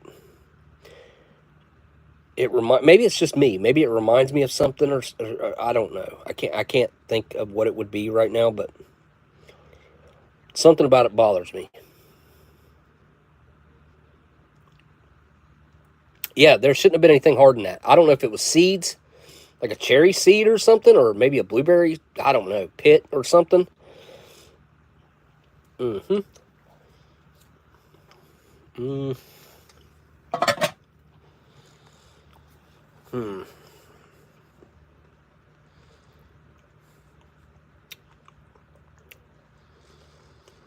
Hmm. Yeah. It's edible. That's all I'm going to say.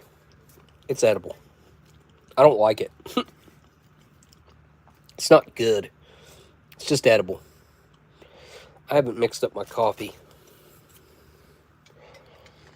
I don't know that I really needed to. It looked like it was pretty well there, but just in case. Amber didn't get my water hot enough. It's not very warm.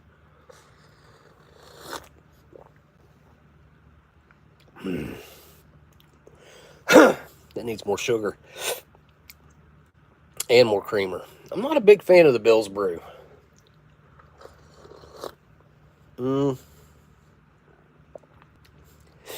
It tastes like a cheap coffee, really. I've had way better. I like the coffee instants a whole lot better than that. That tastes like a cheap instant coffee. It's bitter in the wrong ways. The flavor's kind of mouth numbing a little bit. It's kind of got this, I don't know, weird texture to the viscosity of the flavor. I don't know.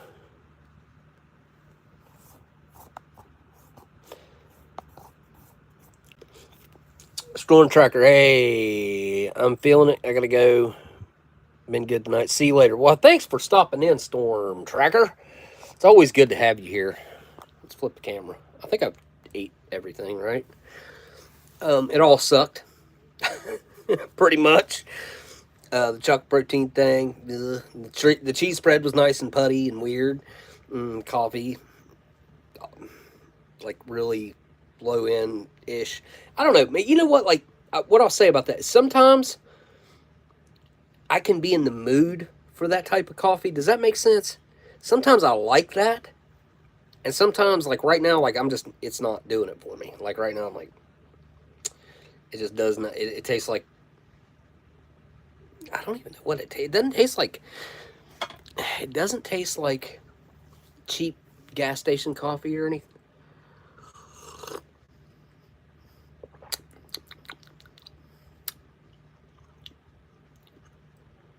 It's my fault. I think I watered it down a bit too.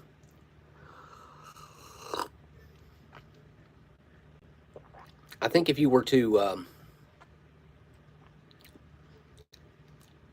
take half as much instant coffee as you think you would need, and give it even a little extra water, it's kind of blanded out, but it's also got a strong flavor to it at the same time. It's weird. This coffee's weird. Again, sometimes I can be in the mood for this type of thing, and sometimes I'm just not. And right now, I guess I'm not. The cobbler. I wish it was a cobbler. I wish there was I wish the bread, even though soggy, I still wish the bread was there. You know, the blueberries are great. Cherries, I like it in a cherry pie, and I'm not big on eating just cherries on their own. I think they kind of suck. But again, blueberries and cherries, both good. And this bad, just bad. Not the worst. Edible.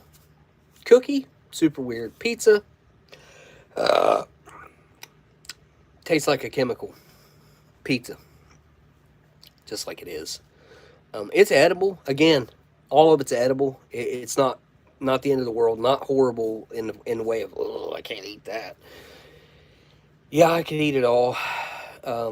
I would not feel the greatest, I don't think, after eating this. I feel like this is kind of what I'm faced with now pretty much all the time in our day-to-day life. I feel like our choices in foods has diminished.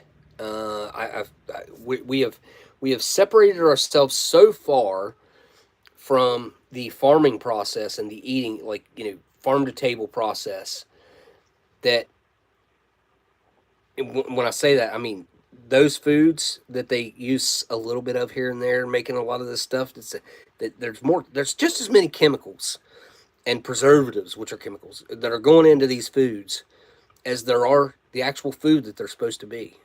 Half the time, that's the case. We have got to stand up and say enough is enough. Stop screwing with our food. Stop thinking that you can make meat out of nowhere. Like, you're not God. You can't do that. All right. Killing animals is unethical. Would you rather, actually, I think everybody should have to get hands-on with their food at some point. If you're going to eat animals, you should understand the process, and you should, once you are hands-on with it and you understand it, are you still okay with it?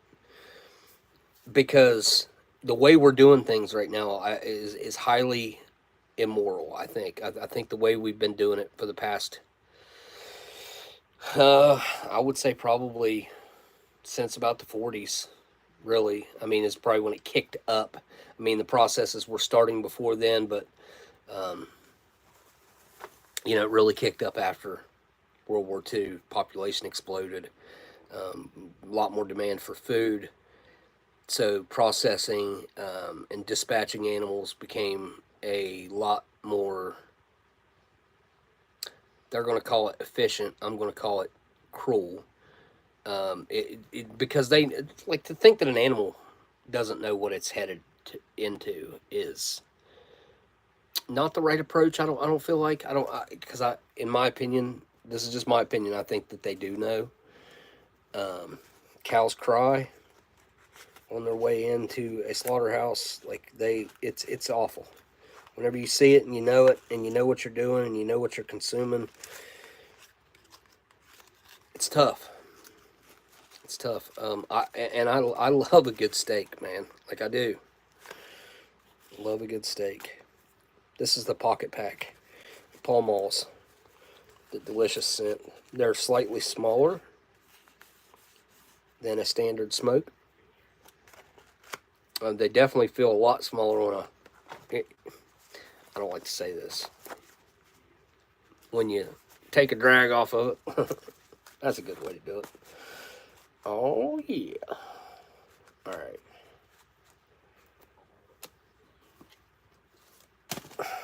Man, I've been a little clumsy tonight, unfortunately.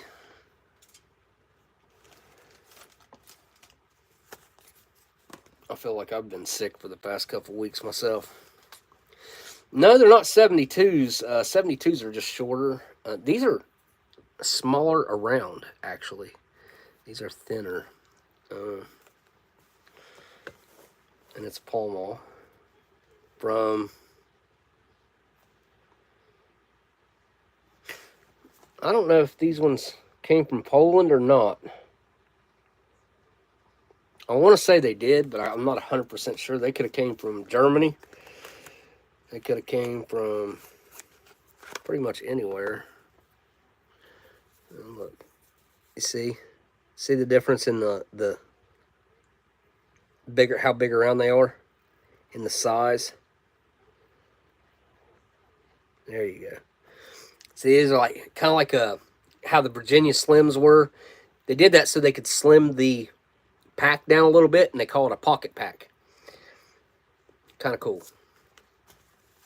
Yeah, I think they still make 72s. I don't know if they call them that, but yeah, I think they do.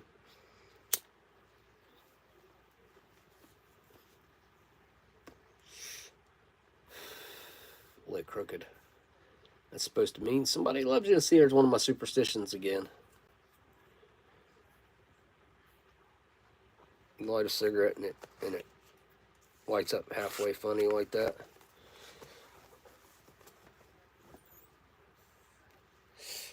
All right. Let me go back to the, if I can, go all the way back to the very beginning of the chat and see if I can talk to you guys. If whoever's still here, if you guys had any questions about Stella or anything. Okay. I think it did let me go let me go all the way back.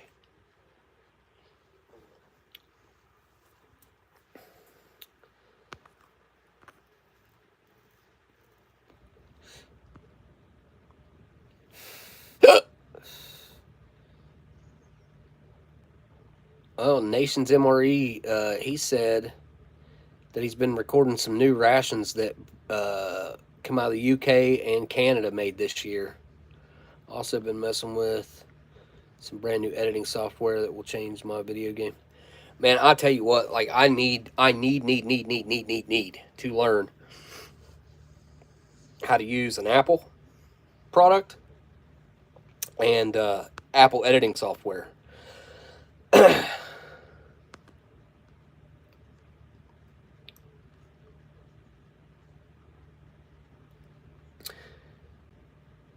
Multi-Magnum said, I hope to see the updated videos soon.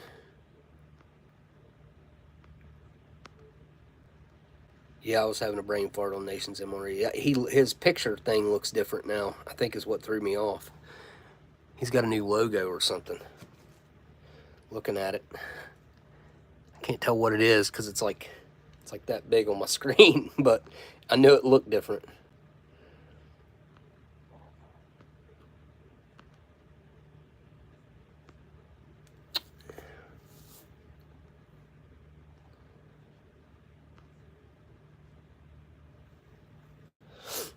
Yeah, it's weird that flameless ration heater didn't work.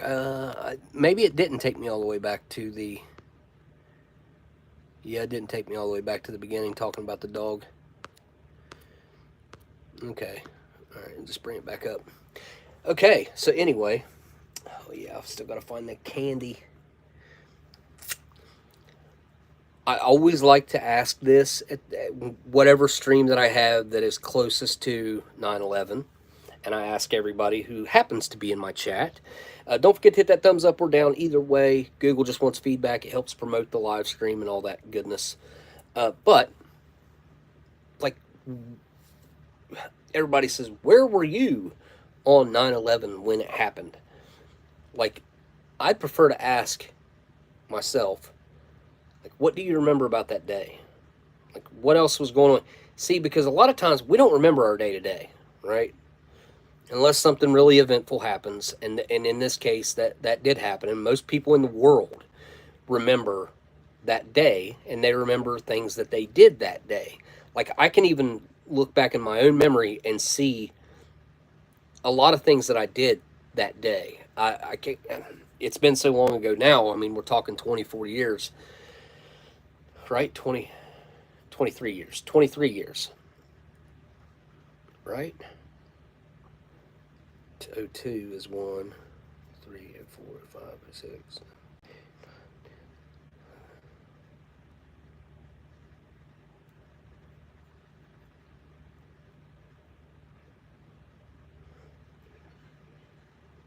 "23 years. Okay. Yeah. My memories aren't as fresh, but my memories are some of the things that I did that day. I still remember pretty well. Obviously, I remember seeing the second plane hit. I was sitting on the edge of my bed in a Super 8 motel in Columbus, Ohio, on 161 Dublin Granville. The motel's hotel still there. It used to not be that bad, but now it's the ghetto now. It is rough. Like I would advise not even like going into that parking lot.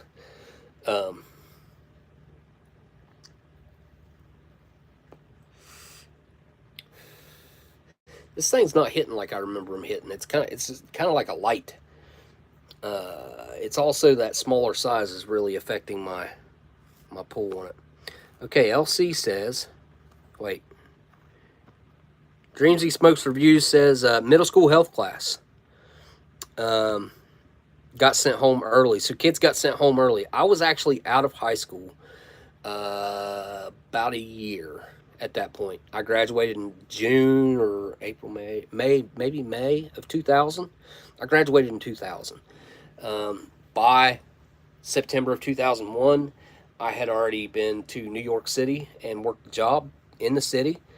So I don't know, man. I felt like oddly connected to it because I was just there, and being a guy from a small town in West Virginia, like a lot of people from around here don't go to New York City or go to places like that. I started early. I started right out of high school. I was 17, actually, my first job in New York. And that's one reason I feel like I have got a more of a, I don't know, mental connection to it, because I was, again, like I was just there. By September, I was in Columbus building the Polaris Mall, which we knew we were going for a world record.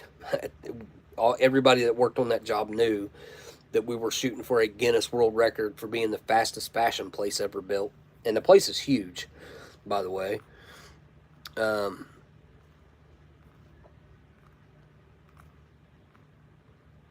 LC says, I was in 9th grade class when the PA came on and told all teachers, now this was in Canada, I assume, to turn on their tellies to watch the news channel. And we did not do any schoolwork that day. I assume you guys watched as the horror played out on television, which I don't think there was ever anything like that televised up to that point. I do remember them televising the Branch Davidian, David Koresh, FBI blunder, call it, also like slaughtering those people. It was so horrible what they done. Crazy. Those people might have been a little bit of a weird extremist, maybe. I don't know. I obviously I didn't know. I don't even know enough of the details to claim one way or the other.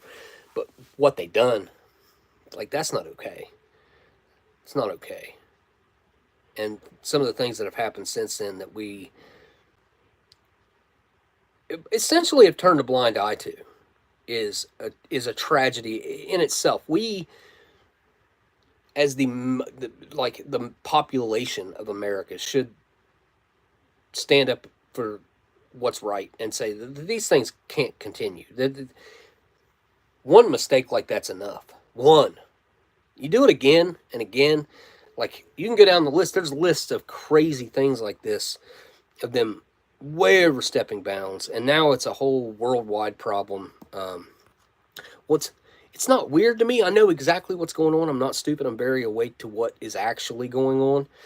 But if you look around the entire world, any Western type living areas, places in the world are having the same problems. Open borders, being overrun by illegals, the huge amounts of crime that come along with them letting loose all of their prisoners and telling them you have to go to this other country or like we'll just put you to death.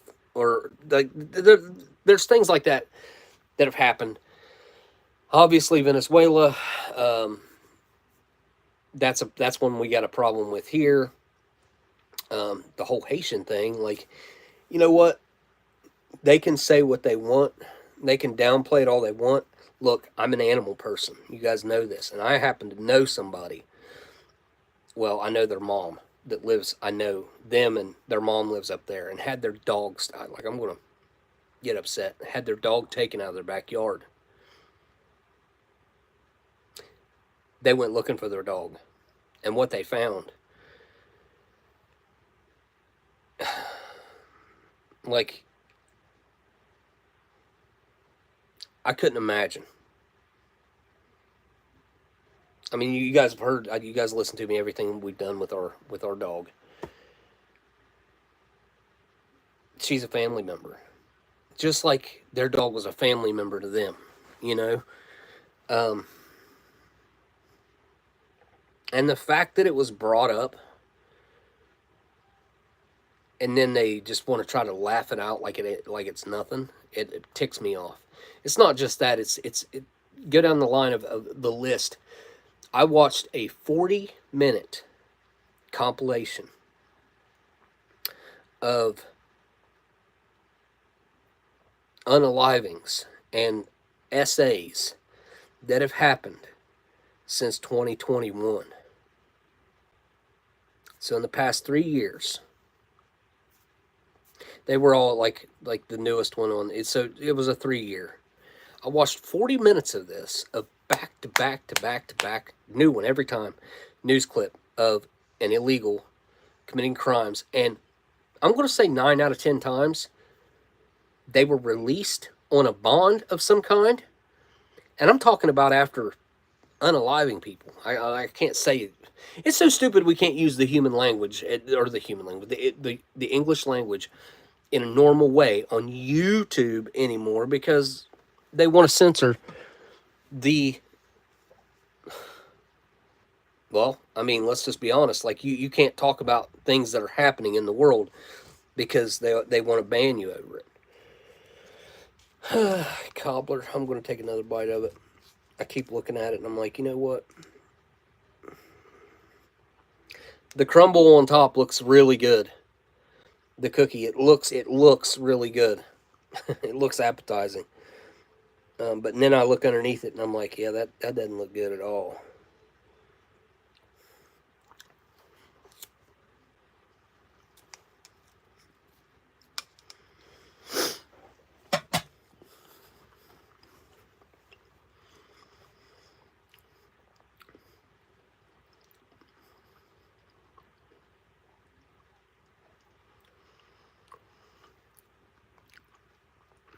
Okay, let me go back up here.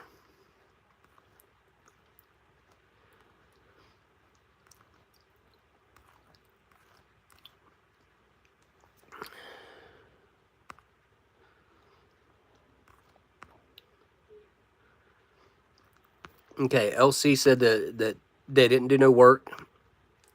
She was in 9th grade science class. Tim said I was at work listening to Man Cow. I remember Man Cow. He got a TV show there for a short time. I can't remember what was it on, E or what channel was he on? He had like a car lot or something too that he did, I think, right? Or maybe it was his brother. The telly stayed on first period all the way through the end of the day. I was still at home, had not yet left. Kaylin says I was still at home, had not left yet for work. But when I got to Walgreens, she worked at Walgreens.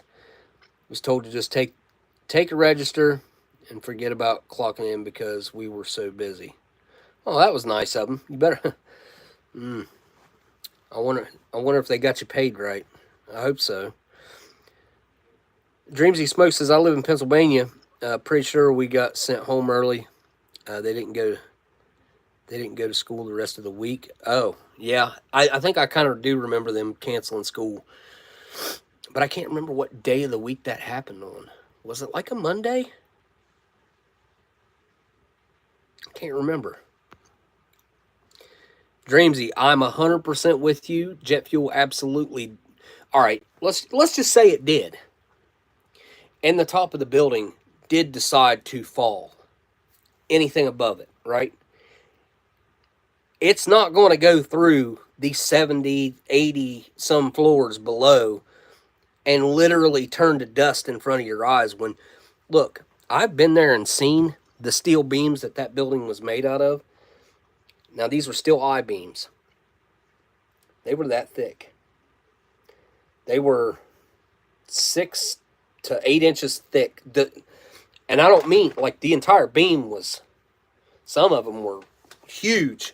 But the thickness of the steel, I'm talking the thickness of the steel. You can go there and see it yourself. Unbelievable.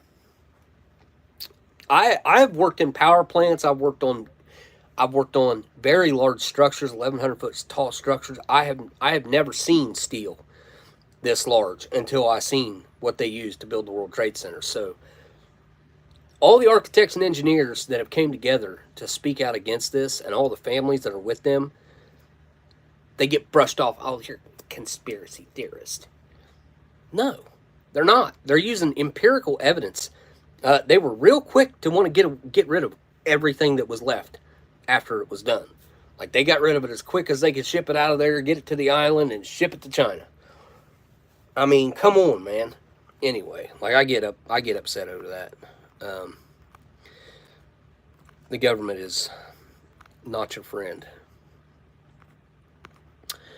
Renee, okay. I was 16 on that fateful day, and you was in Philly. So you was Shanksville. How far away is Shanksville from? Probably like 2.5 hours, probably 3 hours. Philly at the end of a long summer vacation, visiting from Alaska. Was hungover and supposed to have left back to Alaska. Or no, I think that's what you meant, back to Alaska. September 13th, flying out of Newark. So you was supposed to fly out of New York. Out of Newark Airport. Well, I guess that's Jersey. Best Bud's mom woke up after all the news of the first plane hit. Watched the second plane hit live on TV. I did. Yeah, I did too. I remember just how eerily quiet the city was in the afternoon. Everything closed down except Blockbuster Video and 7-Eleven. Yeah, man, Blockbuster Video, man, like that, gone. No more. Well, I guess there's one. But yeah, man, it was weird. I was in Columbus, Ohio, so I was in a city, technically, but I wasn't very far from the airport. And I don't know if you guys know this, but a lot of the planes that were diverted away landed in Columbus, Ohio, and up in Canada, like straight up across from Michigan in Canada. So Columbus took a bunch of them, Cleveland took a bunch of planes, and an airport in Canada, because like they were just immediately wanting planes to land. And they didn't have room for them up in Canada because it wasn't like a city like Columbus and Cleveland were. So there was no hotels or anything like that to put people up in, because when they grounded the flights, I want to say for, it's like 3 or 4 days. Although they did make sure to get the Al-Qaeda members. What were they? It was what's his name's family, his brothers and sons, out of our country. They were the only ones that were allowed to fly. Literally the only ones. If you go back and look, how weird is that? I find that quite odd. I mean, they knew within hours who they thought done it. And then the passport, like, there's too much. Coincidences are not, like, that's not a real thing. Things like that, they're not coincidences. Okay.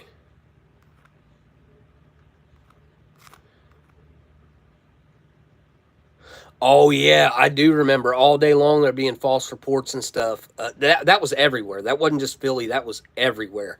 It's like everywhere was in this crazy panic, and there were just crazy false reports going on because where we were on a job site of like I want to say like 3,000 construction workers plus other personnel, and just it was a huge job site. I'd say it's probably about a square mile. You know, it's probably a mile this way, a mile this way, a mile that way, and a mile that way. It's easily 5,280 feet one way, 5,280 feet another way. It's got to be. It's got to be, or at least a mile this way and half a mile on the width. Anyway, um, so yeah, I remember that. Oklahoma bombing been on the site. Very eerie. Felt like that. Man, that's something that's really weird, ain't it, Tim? Like when you go to a place where you know something like that has happened, you don't even. I don't even think you would have to know ahead of time. I think you could probably feel the spirit and the souls that were left. I found out something very interesting. I want to tell you guys about it. I didn't know this until the other day. It's a really cool experiment that was done in the very early 1900s. I want to say like 1903, where they used a very sophisticated precision scale to measure if the soul, the human soul, had mass. I can't remember the scientist's name that done this test and done this. It's amazing. It's really, truly amazing. Investor says, I remember I was in high school, or I was at high school age, but he was at home at the time and watched it unfold. I mean, so we heard about it within minutes of it happening on our job site, and me and the guy that I was living in the hotel room with ran out to my car, hopped in my car. We were one exit away from our hotel, drove to our hotel, got out, ran in, and turned the news on, and we were sitting down watching the television in time to see the second one. Like, it happened so fast. Curious to, as of all the Trump rallies that CNN never covers, they decided to cover the one where he got, yes. The duck fool, that has definitely been a topic of discussion, and how quickly it got forgotten and pushed into oblivion, not talked about on any news.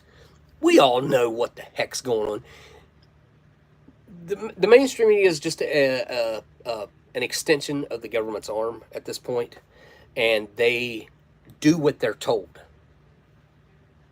Let's just be honest about it. Like, they do what they're told, when they're told, and how they're told to do it. Prove to me otherwise. When you can do a compilation of news channels all over the entire United States, and they all literally talk the exact same sentences, word for word, and you can compile them all together, and you can, like, I've seen this done. You can watch them all. This was years ago, before AI was available. Like, this is something that's been happening for a long time.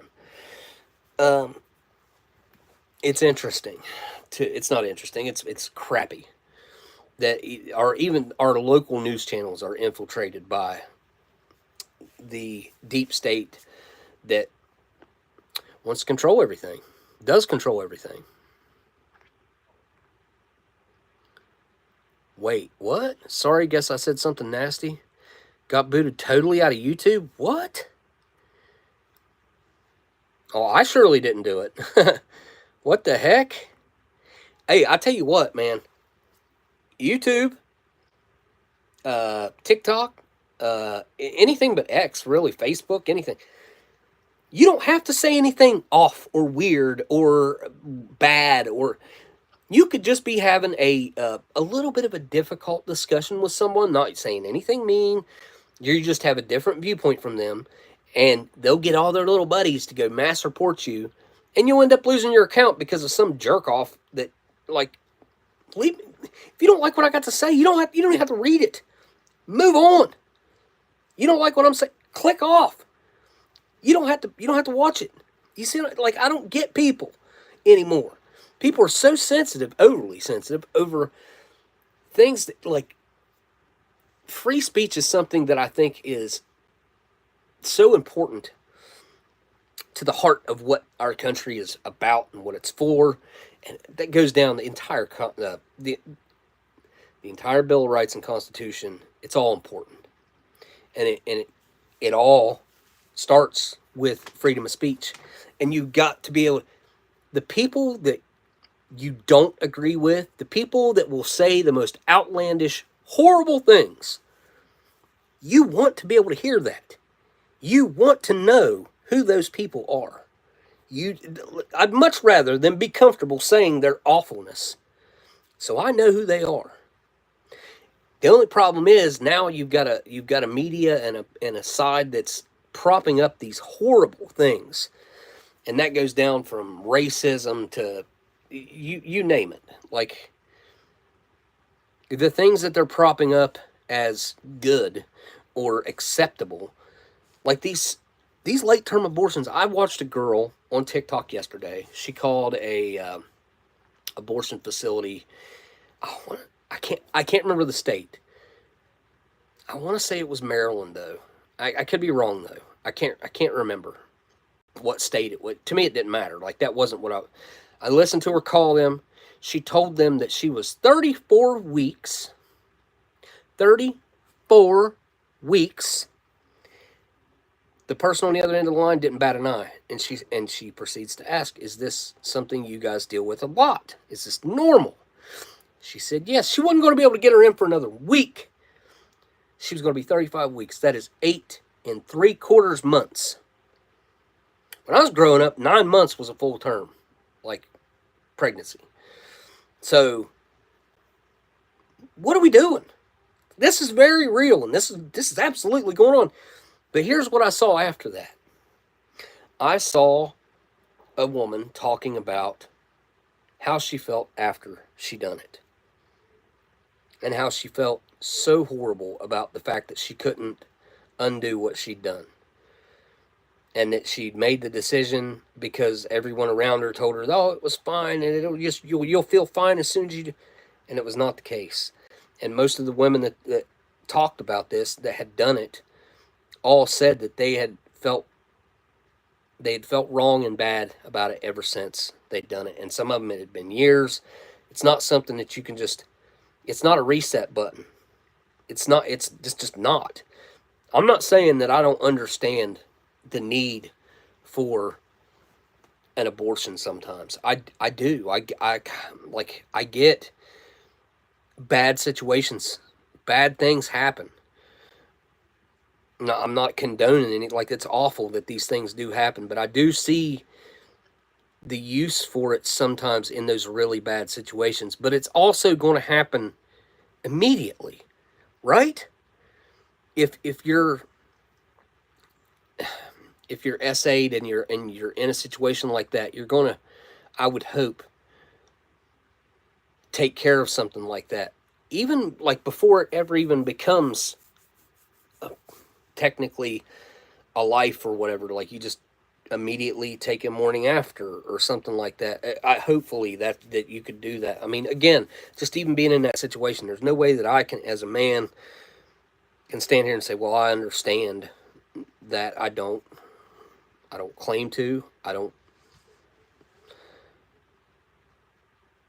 All I can do is look at it in a logical sense and a common sense side of, from a man's standpoint, and say, if something like that were to happen, and you obviously would not want there to be a product of that situation, take care of it. Although, again, I know that's tough, and I know that there might even be side effects to that, and obviously there's side effects to what happened, but I mean side effects to taking like a morning after pill or something. Like, there might even be side effects from that. I don't know. But for them to laugh that off and say that that's not happening, that's not legal, it has actually happened. What are they talking about? When there's a clear-cut case of this actually happening, it's proven. Don't laugh it off. It's real. Okay. Let me go back here.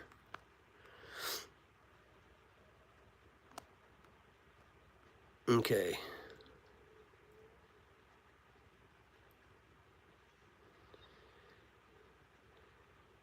Investor, you guys are talking about 9/11 and I'm being shot at with rockets.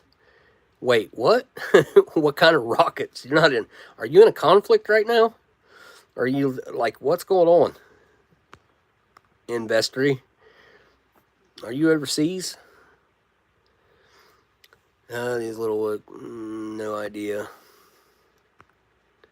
what a unified country is. Those of us old enough to remember that day and the way it pulled us together. No, that's what's going on now. Isn't true. Yeah, see, I know. I feel like ever since we united after 9/11, because we did, absolutely. We united against the wrong cause. We were pointed in the wrong direction for retribution. But, you know, I have to put that aside in my thoughts, because then it was the government taking advantage, passing the Patriot Act, which literally wipes out the entire Constitution. If you don't believe me, look it up. They've just not enforced the entire Patriot Act, okay? If they were to enforce the entire Patriot Act, it completely wipes out every bit of the Constitution. And that was passed in the middle of the night, and only 2 people actually read it. Because you want to know why? Because it's this tall, stacked sheet on sheet. It's that tall, sheet on sheet. That Patriot Act being named that, it's just like the Inflation Reduction Act. What? It increased inflation. What are we talking about? Like, things are so off, backwards, and crooked that people will listen to what something is named and think, oh, well, that's got to be a good thing. No, read what's in it. Read the details. Take the time, and if you don't have the time, ask somebody who has read it that you trust. The 2 people that did read the Patriot Act, whenever it was up in the middle of the night, they fought tooth and nail, begging their colleagues to not pass this thing and actually read it. And of course they didn't listen. Of course they passed it because it's the Patriot Act. What's wrong? How could be wrong with something called the Patriot Act? That's for patriots. No, it isn't. Not at all. That was the beginning of the downfall. Looking back, if history's trajectory continues on the route that it's on right now, that right there will be the start of wherever it finishes. Mark my words. If we don't correct it, fix it, course correct in a major way, the end is not far away. I don't care what anybody thinks. Anybody on the look,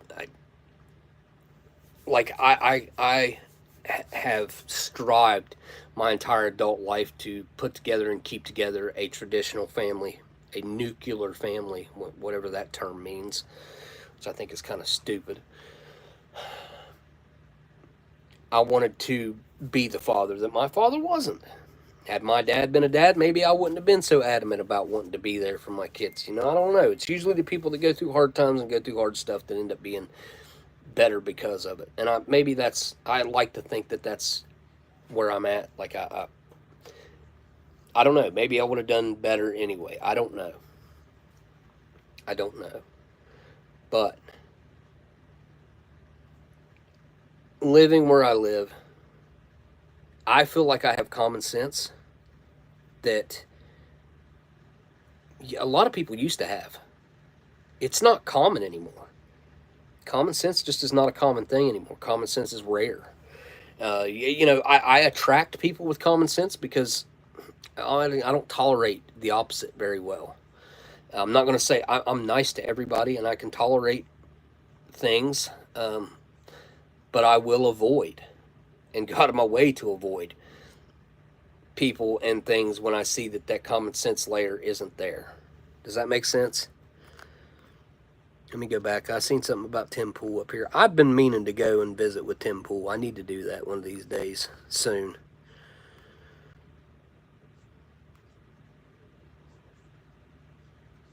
Let's see.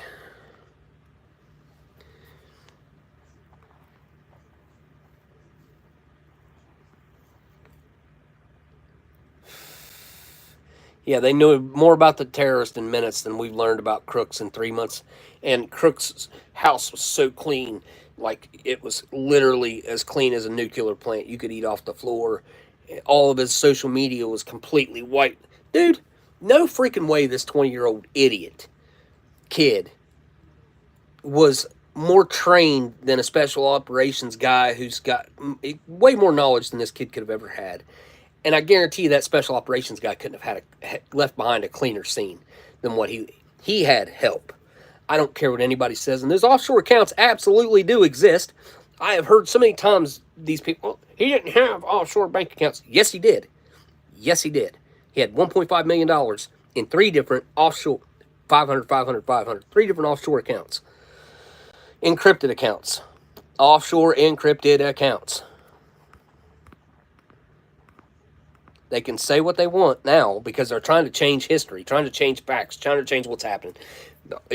That's just like Kamala Harris literally paying to change headlines about herself. Past headlines. Since when is that a thing? Since when can you change internet history? That should be illegal. Absolutely. And it should be illegal to claim that someone is doing something or has done something that they have not done.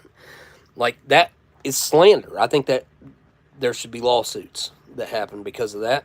And it takes too long. We don't have that much time. We're running out of time. We are running out of time. Tim and Tim,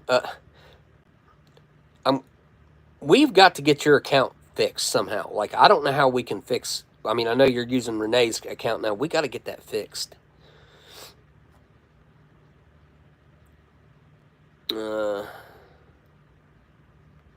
Yeah, where is Investory right now? But the Duckful, yeah, man. Like, I've been on 9/11 as far as, like, what really happened. And I've been watching, the families and the architects and engineers. I've been into that since, like, probably 2007, 2008, whenever I started waking up to, like, what was really going on. There was a thing on Twitter. Sparrow says there was a thing on Twitter someone mentioned the day of or the day after the attacks. Only one plane escorted was allowed to fly carrying anti-venom for a man in Florida, I think. Yeah, okay. Look up what planes were allowed to fly.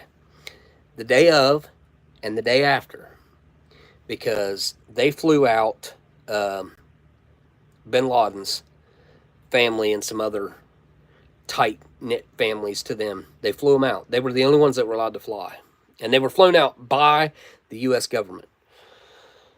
U.S. government planes. Tim says, I worked for a door factory who had a branch in Saudi, and my boss had his driver's license signed by bin Laden's brother.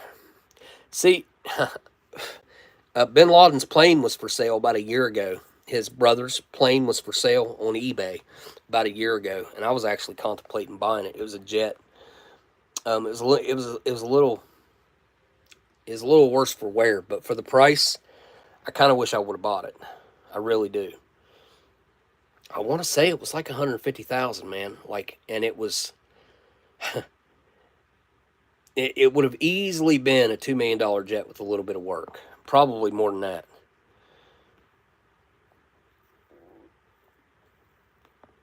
Also, if they all came from Saudi Arabia, why did we have to invade optimum-rich Afghanistan? I think the oil-rich Afghanistan to get the ones responsible. We didn't. They went after the oil. They didn't do anything. That was all planned. That was all on purpose.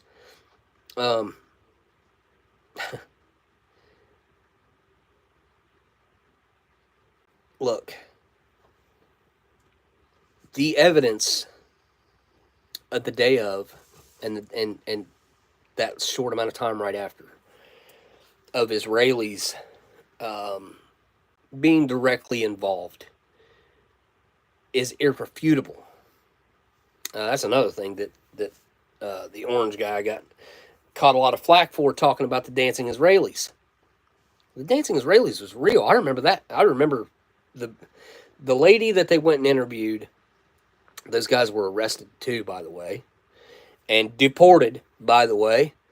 Like, why did they get deported if they weren't doing anything wrong?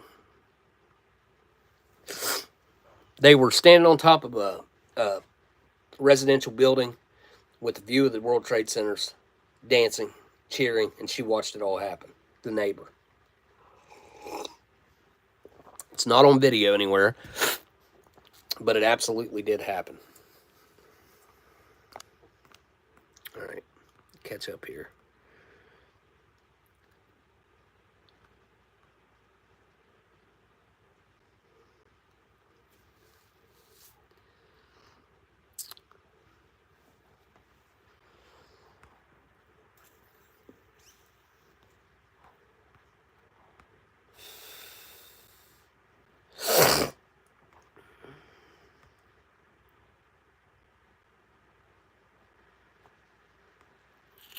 Dreams he smokes review. You don't agree with what I'm saying, but you agree with my. See, that's the way. Like, that's the way it should be, though. I think it's good to look. I think it's good to see both sides. I don't think, just to touch on this, I don't think that it should be used as a form of birth control. Does that make sense? I understand there being 100 different reasons, I'm sure, for it to be valid. For it to be valid to be used. But I also don't think that it should just be a, well, I don't want to have to inconvenience my life a little bit. Now, look, you did it. You decided to do what it took to get there. You have to, responsibility has to be part of it. Like, if it wasn't anything outside of what we're going to consider the norm of a relationship leading up to that, and that was the result of, a baby, then you should have to take responsibility and take care of that. Or, look, even adoption, I guess. But I don't think it should just be a form of birth control. That's where I'm at. I do think that there are again 100 different reasons that you could come up with to use it that are probably valid. And I'm not going to say that you can't do it, because they're valid. If it's a valid reason, there should have to be a valid reason behind it, though. Not just, I don't want to do it because it's going to inconvenience my life a little bit. A lot. It's going to change my life. Well, you made the decision to change your life. That's the way I feel about it.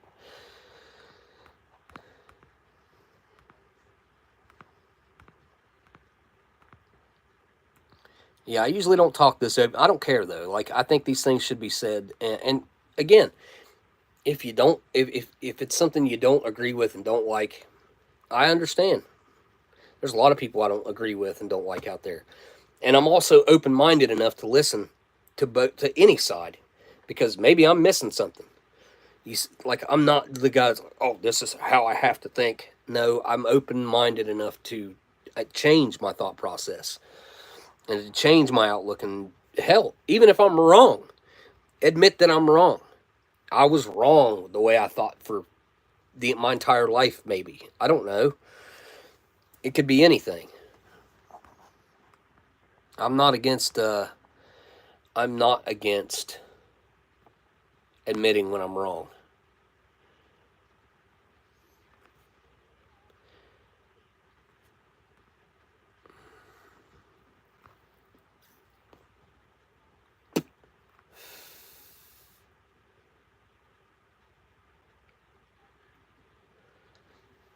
Caitlin says there's actually a clause in that law that allows the indefinite detention of U.S. citizens without charge of probable cause. Yes, I know. I've seen that actually. I've seen that same section that you're talking about. I have not read the whole thing. I've read parts of it. It's so freaking long and tedious. It was built that way on purpose to give you reading fatigue, to give you memory. Like you even get memory fatigue. Like you can't remember half the stuff you read before because it's so much stupid jargon that you just get sick of reading it.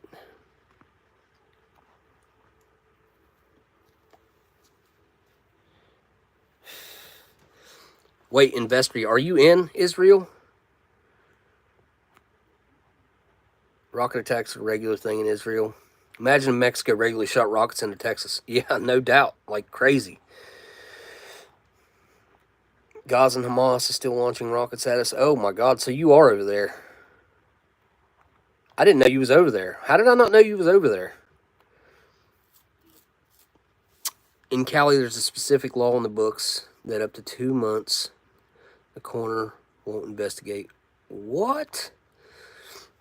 I'd have to see that. I'm not going to say I don't believe it. I mean, California's crazy, man. I feel like California has become a world of its own. It's almost like it's separate from most of the other United States. Like they do some weird stuff over there, especially to us that live in an area like I live and have brought up in. Like the way they think, do things, it's just very odd to us. And it seems very, to us, a lot of times it's like things that seem evil, and which is just the absence of any good. I've come to learn that evil is usually just this a void of anything that's good. And then sometimes it can be malicious. I don't agree with any of the forms of abortion, but I guess it would be up to the woman. I try to stay out of the debating with the topic personally. I get that, and I don't think it should really be that much of a debate outside. Like there seems to be a pretty easy line of what should be common sense okay and what shouldn't be. When you're getting into the 8 to 9 month range, like what are we even talking about there? Why is it to this point? I don't get that. Anyway. Okay, yeah, I wanted to see what you said about Timcast.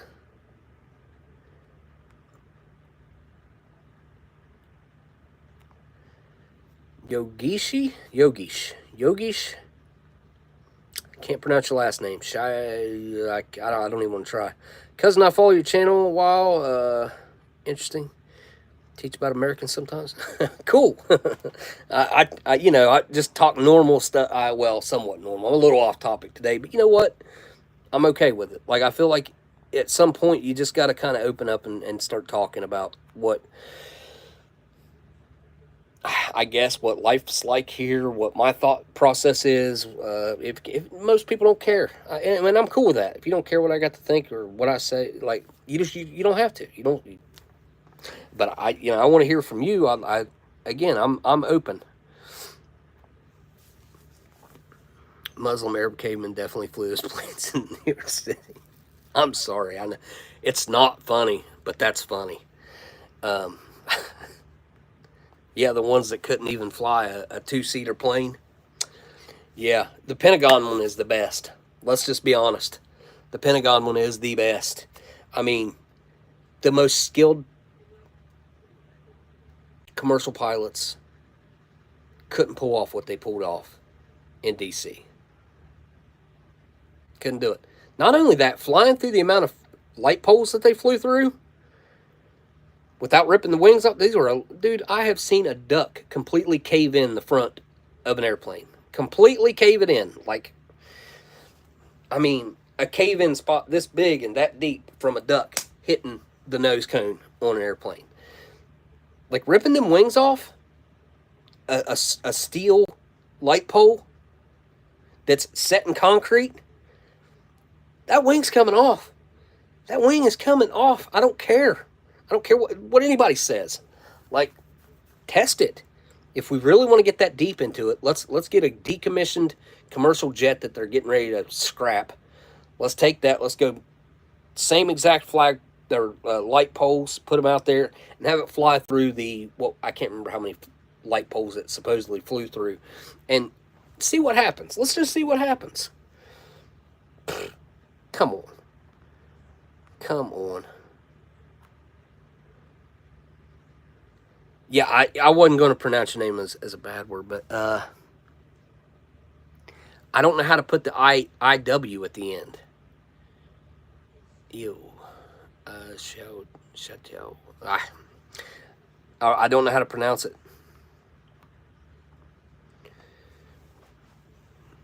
TLDR, it was the backup data for the Twin Towers. Look what was in the Pentagon. The real reason is what was housed in that room. Absolutely, the financial data. Yeah, 100%. Well, look at Building 7. Look what was in Building 7. I mean, look, I didn't even know that Building 7 came down the way it did until, I mean, probably like 2007, 2008, somewhere along in there. Like early YouTube days. I think what YouTube started in 2006. I probably didn't get on YouTube till like 7, 8, 9, somewhere along in there. I know for sure I was on YouTube in 2009, but maybe 8, I'd say 7, maybe even. But yeah. Let me go back up here because you said something about Timcast up here. Somebody did.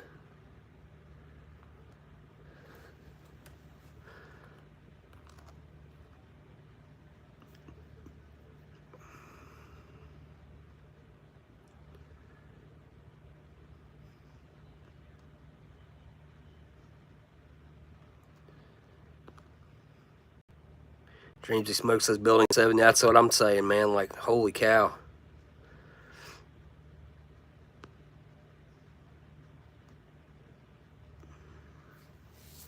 Okay. It's normal in Haitian culture to eat cats. I don't care. If they want to eat cats, they can go back to where they came from. I'm not going to be okay with that. Ever. Here. You know, I mean, I know you brought that up. Nothing against you, because obviously, it's not just cats, though. It's any animal that they can find.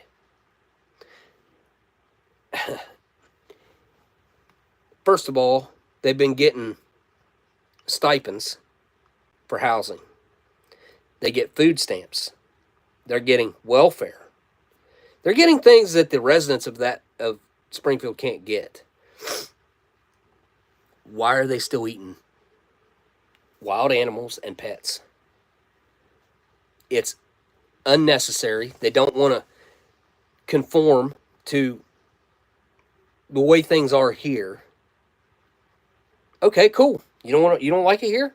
You do not have to be here. You do not have to be here. Go deal with whatever you're dealing with back where you came from if you cannot follow the social norms here. And there's plenty of people here. Yes. There's plenty of people here that can use and need help. Now, what I will say about that is probably about half of them, man, they either can't be helped or they don't want to be helped. Mainly, it's usually like they refuse to do what it takes to use and get the help. You can offer them the help. You can put them up in a homeless shelter, get them a job. They won't go to the job.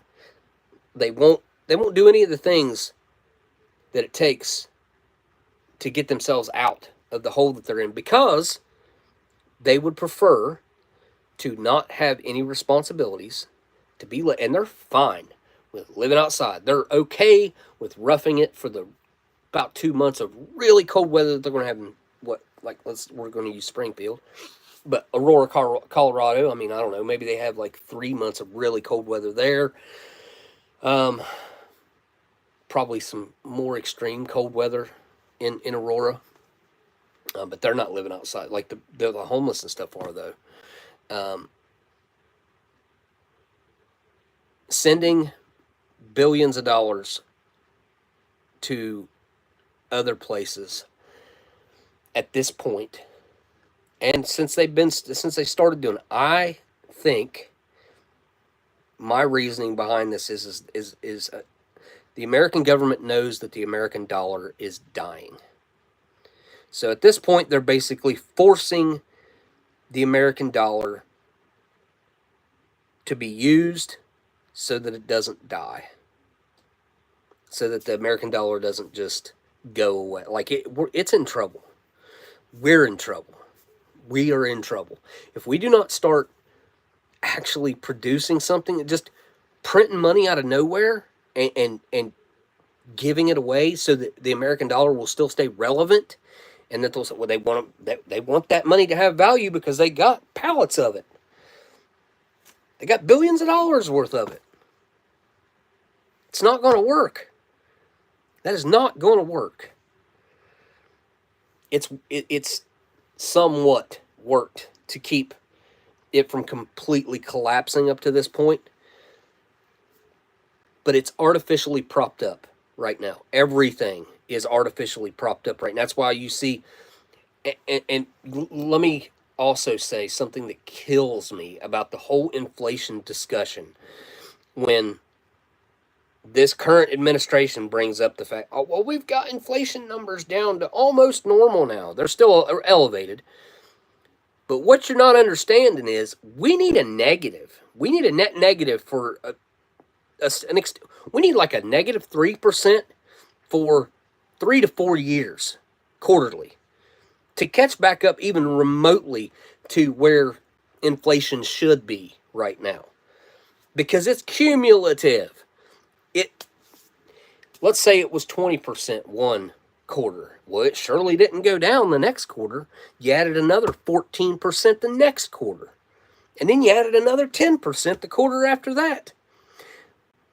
Most Americans right now are, I know this is my case, and I know it's everybody's. I know the Bricks Nation, dude, don't even get me started. That scares the bejesus out of me. Look, like if we don't reverse course and start with a negative, somehow producing more and creating a negative, like to where prices can actually go down, and we can work this to where prices come down to a manageable place. Because I know some people's wages that have went up a little bit, but they're making more money right now than they've ever made in their entire lives. Some by a lot. And they can afford less than they could 3.5, 4 years ago. My bills have doubled. 100%. Okay? What I used to be able to get by on $2,500 a month, I'm now spending $5,000 a month just to survive. That's the difference. That's the change. It's not sustainable. We can't, we are in a depression right now. Absolutely. They don't want to admit it. They don't want to claim it. We're there. We are there. We are in a different type of living situation and condition and scrapeability. Like, it hasn't gotten so bad that people have gotten desperate yet. Back in the 30s when this happened, the first Great Depression happened, like there wasn't as much stuff already made and done. And like these government programs, they're costing us so much freaking money. The welfare programs, these tax credit programs, all this stuff is not sustainable either. It's just not. We have to have things that have a return, such as, let's just use Social Security, because that's a good one. There's a return there. You work for it. It comes out of people's that are working's paychecks, and you pay into it your entire career. And then whenever it's time for you to retire, you get that Social Security. You know, it's something. It's something. I think people could manage their own retirements better with that same money, but some people wouldn't. Some people wouldn't manage that money. And I think because we have such financial illiteracy in this country, that it has to be forced. But there's an easy fix to that. Teach it. Teach it all throughout school. Financial literacy should be at the top of the chain. Everybody in this country could be thriving if they were taught correctly. I think Elon Musk, the way he teaches his kids his schooling is amazing. I think it's amazing the way he, like, I think we should set up schools the way he has them set up. I think if a kid's advancing quicker than, like, you don't just say, what's a 7th grade level? Okay, well, they could do that 7th grade level with their eyes closed. Like, it's nothing to them. All right, they moved on. They do check the 8th grade level stuff out. Now that they blew through that. All right, they're on a 9th grade level, and they are actually the age of a 7th grader. Well, now they're doing senior work. Like, kids' minds should not be restricted. Well, you can only learn this much. Because no, they should be able to learn as much as they want. And then if they develop a passion for something, I think you should nurture that passion, because a kid with passion can do some amazing things.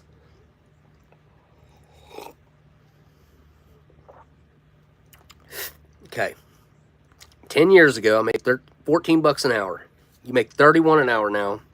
Same mortgage. Same amount in my savings account. Just cost of living increase.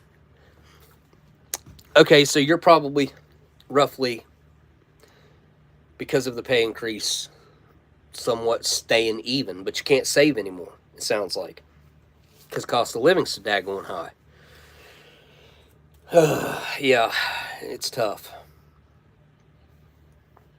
Teachers' unions would never allow teaching American children useful information. It's not, I don't even, like, the teachers have been indoctrinated into their system that they're in now. This is all the Rockefellers that set this up to turn the human American population, actually probably any Western civilization, into workers.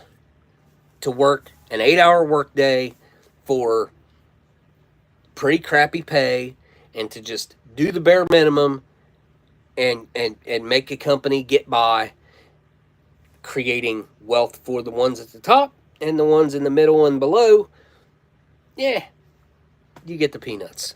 You get the crumbs. You know what I'm saying? I've been trying to come up with an idea of a business to start for 2 years now. It's a commitment issue a little bit on my part, but I also haven't had the right idea.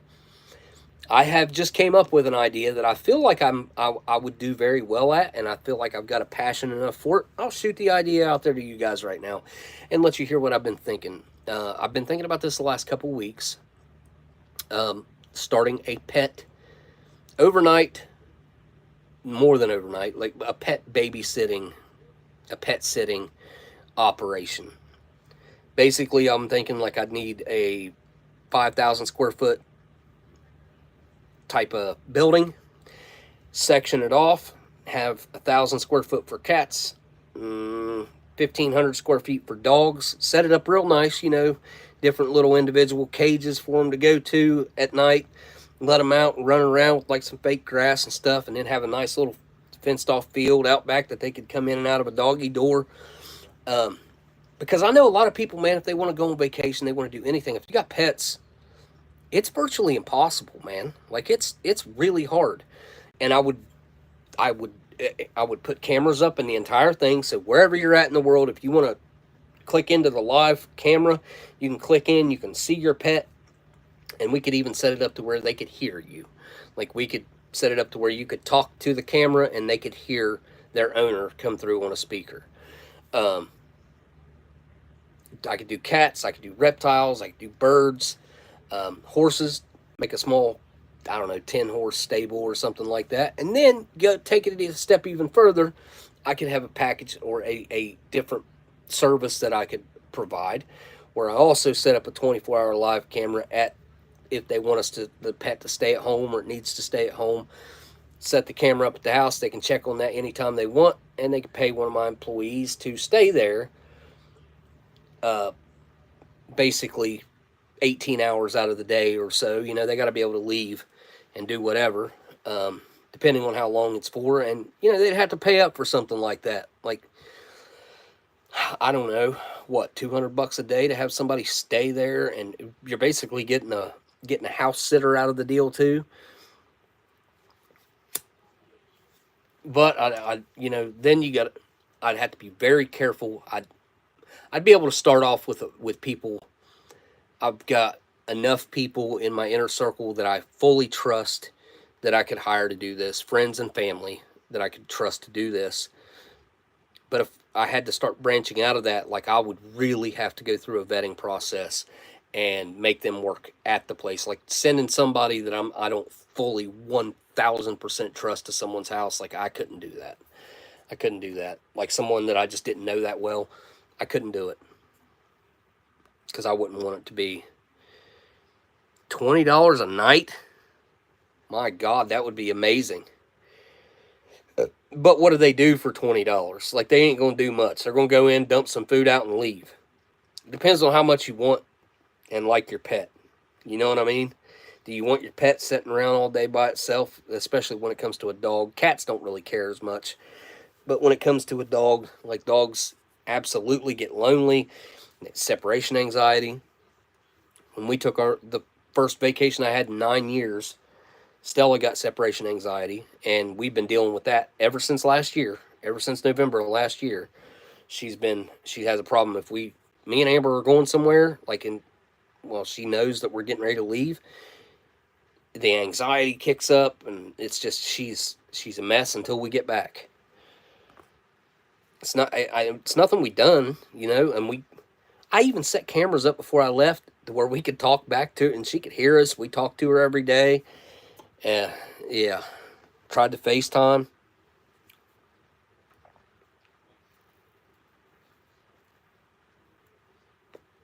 Not all dogs have free run of the yard.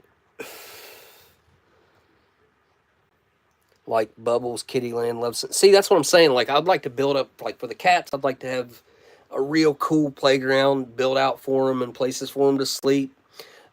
Another requirement, like, see, this would factor into the price, but every single one would have to be flea treated with good flea treatment so that it doesn't spread around to the other animals of other people's that are there.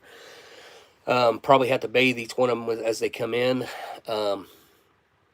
Also, when you get into multiple days or weeks of keeping a pet like that, you gotta think about the health aspect. What if something was to happen? There's going to have to be waivers signed there. See, I've been thinking about all that like the extra steps that would have to be taken to do something like that.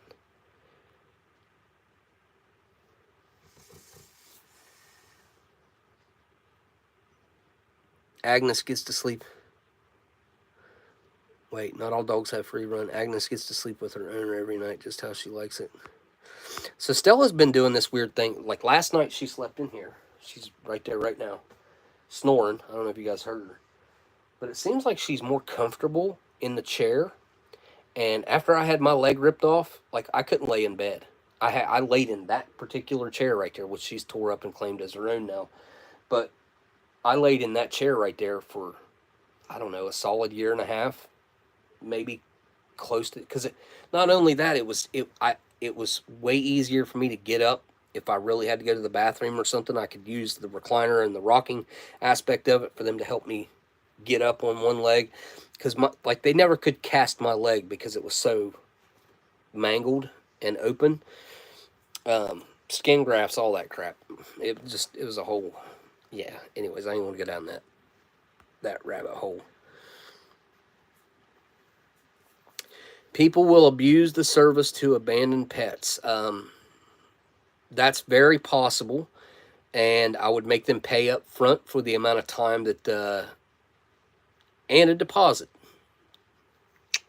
I'd make them put down a deposit, a sizable deposit. That way, that would give me enough money to rehome the pet if need be. But yeah, I don't know. I don't. It's just an idea that I've got. I feel like there's probably enough people that are in the same shoes as us who don't want to just leave their pet. And we didn't just leave our pet. Like Ethan was here with our dog. He was here with Stella the whole time, taking care of her and the cats. Um, but yeah, I don't know, man. It just I, I feel like there's probably a pretty sizable demand for something like this because, like I said, if anybody wants to go on vacation or needs to go out of town for a little bit or just anything where they need the overnight service like that, I think it could probably do all right. I don't know. Maybe I'm wrong though.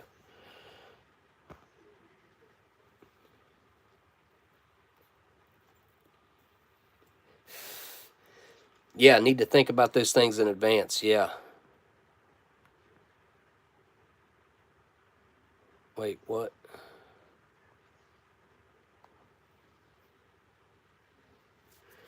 Tim says, when I came back from Australia, my two cats were way ticked off at me, and they finally got over it. Cats are weird, man. Cats are definitely weird. When it comes to how they look. Minnie one time, the oldest cat that we have, the one we've had for about 16 years. She's 17, 18 years old. She's between 16 and 18 years old for sure. At one point, she decided she didn't want to be around here anymore, and she would disappear for 2 weeks at a time. I would go looking for her, calling for her. She would not come, and then she would just pop back up one day, and it was just like nothing ever happened. That went on a few times, and then I was like, you know what? I'm not letting her out no more. Like, I'm keeping her in the house. So I kept her in probably about 4 or 5 days, and then I was like, because she would just constantly be begging to go out, and I was like, all right, Minnie, I'm going to let you out, but you got to come back. And then since I've done that, she comes back pretty much every day. She doesn't come back every day, but like, I'm going to say 90% of the time, 9 out of 10 days. And then when the winter comes, she's here pretty much every night.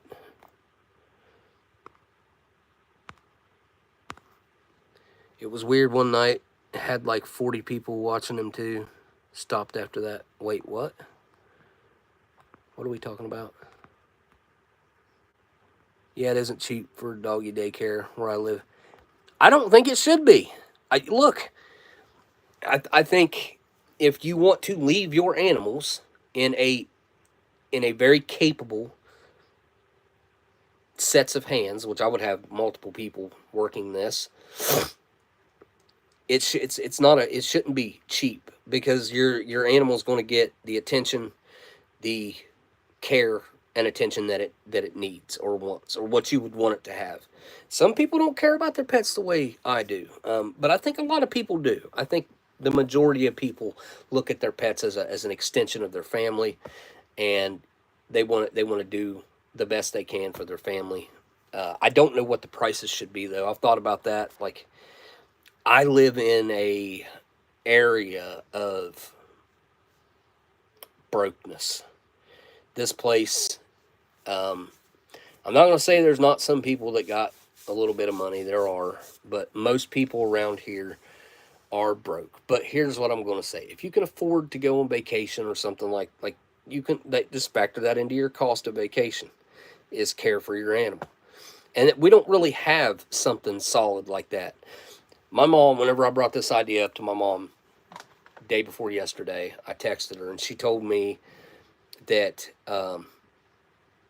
one of her friends, I can't remember what her friend's name is, but anyways, they were just paid $800 to take care of someone's animals for 10 days. Now, I think that she was kind of house sitting at the same time, which is kind of like what I was talking about would be an upcharge because I got to take an employee and send that employee to that house. And they got, again, I'd like to set the cameras up. That way you feel secure with the people being there. You can check in on it at any time. It just make it, like that's that extra layer of security for your peace of mind.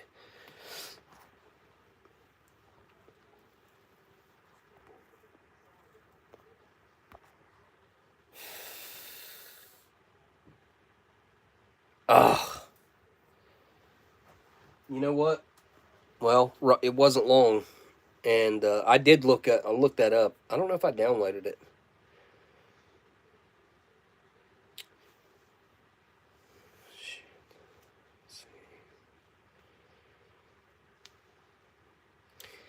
Set a reminder for 1 hour from right now for me to set up a Discord.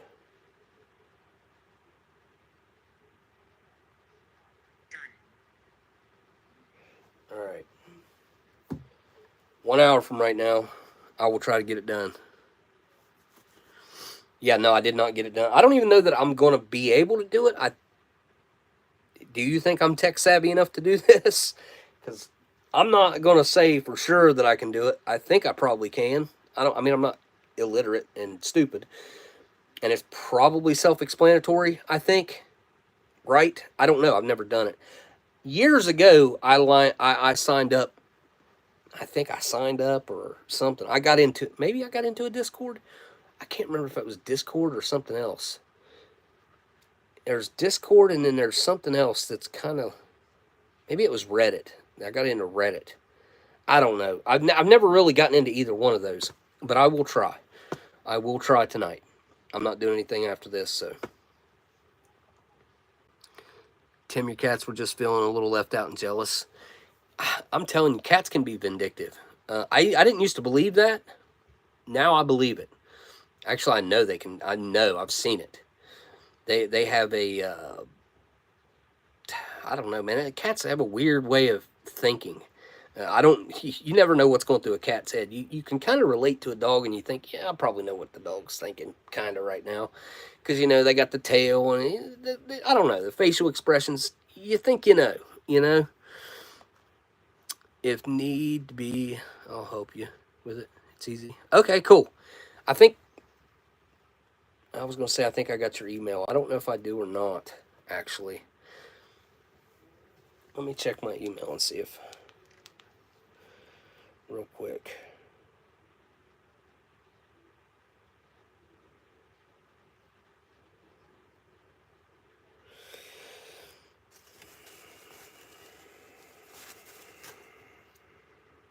Let me search.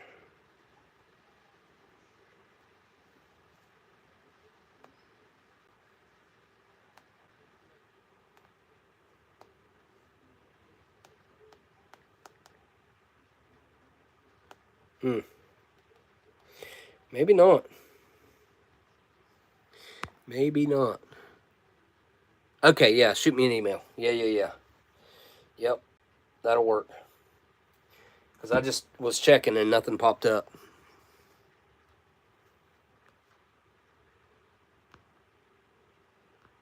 Cats and horses are mortal enemies. I do? Okay, I thought so.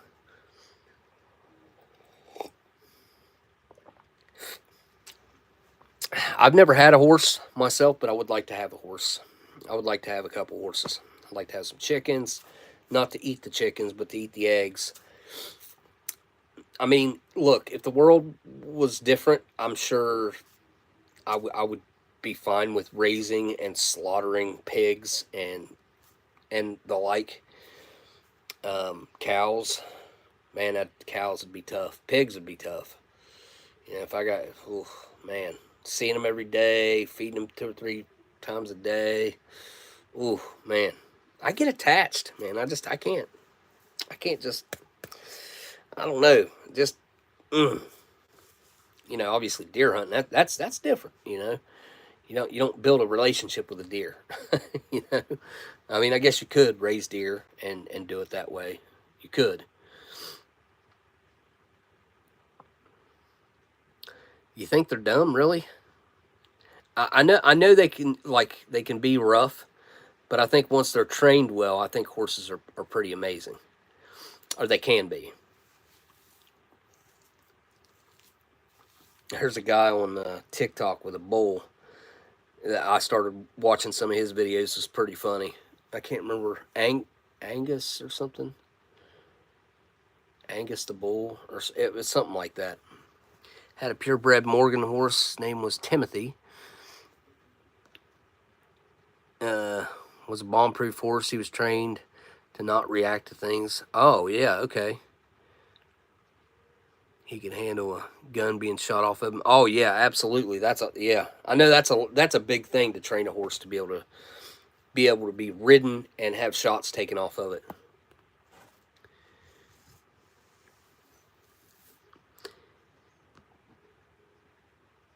Yeah, that's what I'm saying, man. Like, I can't really. I mean, look, I could do it if I had to. If it was, all right, now you have to raise your own animals. The world's completely different, and we're back to 1910 style living, 1900 style living. Like, you have to raise your animals. If you want to have meat, you have to raise your animals, or do some crazy bartering and raise a bunch of vegetables and trade to get your meat, which I would probably prefer to do that. Although, you know, obviously the meat's going to be a lot more valuable than your vegetables, because you got to raise a whole crap ton more than vegetables to be worth the kind of trading, bartering power of some meat. Just learned of Rufus like 2 days ago. Oh, okay, so it's Rufus. Okay, yeah, me too. Like, it was probably a week ago or so I seen him, but that cow is pretty funny. That guy's pretty funny with the cow, I guess. He keeps pushing around the side by side, and I can't remember what the first video I saw. I was like, man, what? Let me see what this guy's content looks like. And I switched over there. There was a rooster that I used to watch. Carlos, I think, was the rooster's name, but it was weirdest rooster on TikTok, and I'm sure, hopefully, they're still doing their thing, because it's been maybe a year ago. But she would go looking for this rooster, and it would be in the most random places, and it would like stick its head in tight spots and like bend over and stick its head. I guess kind of like, what would that be, like a, what are the birds that do that? I don't know, but anyways, it would stick its head in these tight spots and be bent over. I'm pretty sure its name was Carlos the rooster or something like that. I think. Let me I don't ever get on TikTok on this phone anymore, because this phone, you can't hear anything on it.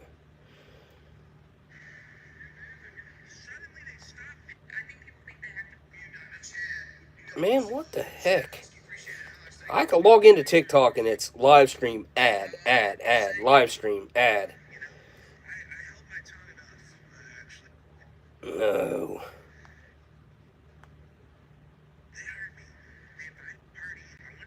Alright, here we go. I gotta see if that's the name of the chicken. Carlos Rooster. I think it is.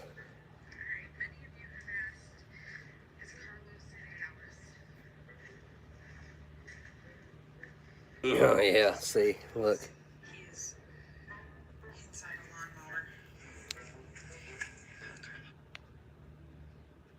Oops.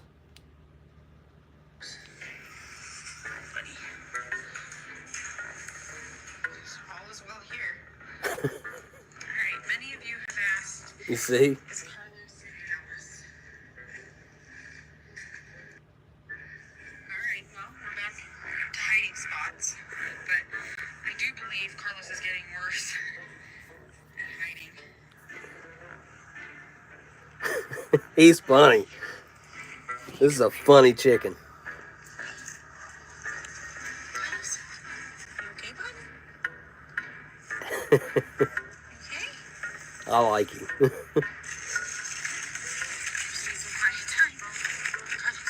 She thought he was dead whenever he first started doing this.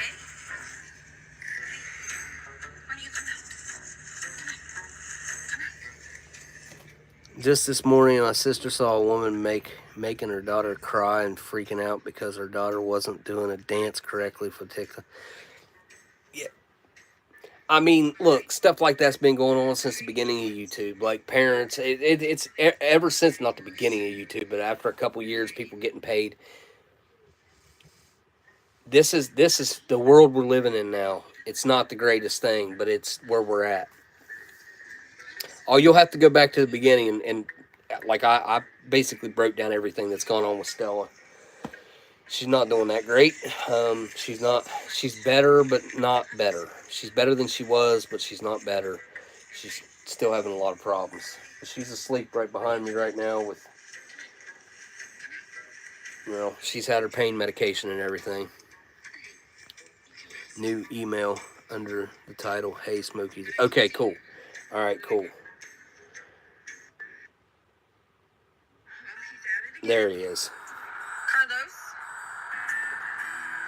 This chicken is weird, y'all. Carlos?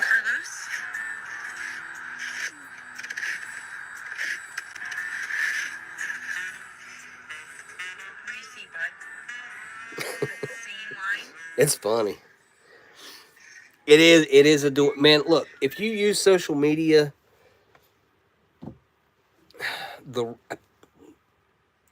with good intentions, I think that's really the main thing. And it's not just a job or I'm using it to try to further my career. Like, not that that always is a bad thing, but a lot of times it does lead down roads that are pretty bumpy, or they could end up being just plain out bad. I mean, it just depends, man. Like, it really does depend on what your intentions are, how you use it. Look, for the first, which I still do not have Facebook. I have boycotted Facebook since forever. I think Facebook is honestly, I've always thought Facebook had ill intentions, and now I think it's quite clear that they do. YouTube, I don't think started out having ill intentions, but now, owned by Google, they do. TikTok, everybody's like, oh, they're China. Look, the United States government took over control of the servers about a year and a half ago. Year and a half ago, maybe a little longer. That somewhere in between a year and 2 years ago. And that mega super rich guy that owns a Hawaiian island put servers on his Hawaiian island just for TikTok and is making an absolute fortune off of selling your data to the highest bidder. It's America that's doing that, not China. China wants your data, they can get it. They can get it multiple different ways, multiple different sources. All these American companies out here, Amazon, eBay, Facebook, Instagram, Twitter. I don't have Twitter anymore, but I know Twitter before. If they were willing to pay their price, they could buy anything they wanted to target you with products, or if they wanted to just know general information, I guess, which I don't really know the point of that, but I mean, there could be a point to it, knowing how many military age men are doing certain things, you know what I'm saying? Like, your data of your person, everything that you do online is, at this point right now, probably what's worth the most about us, right?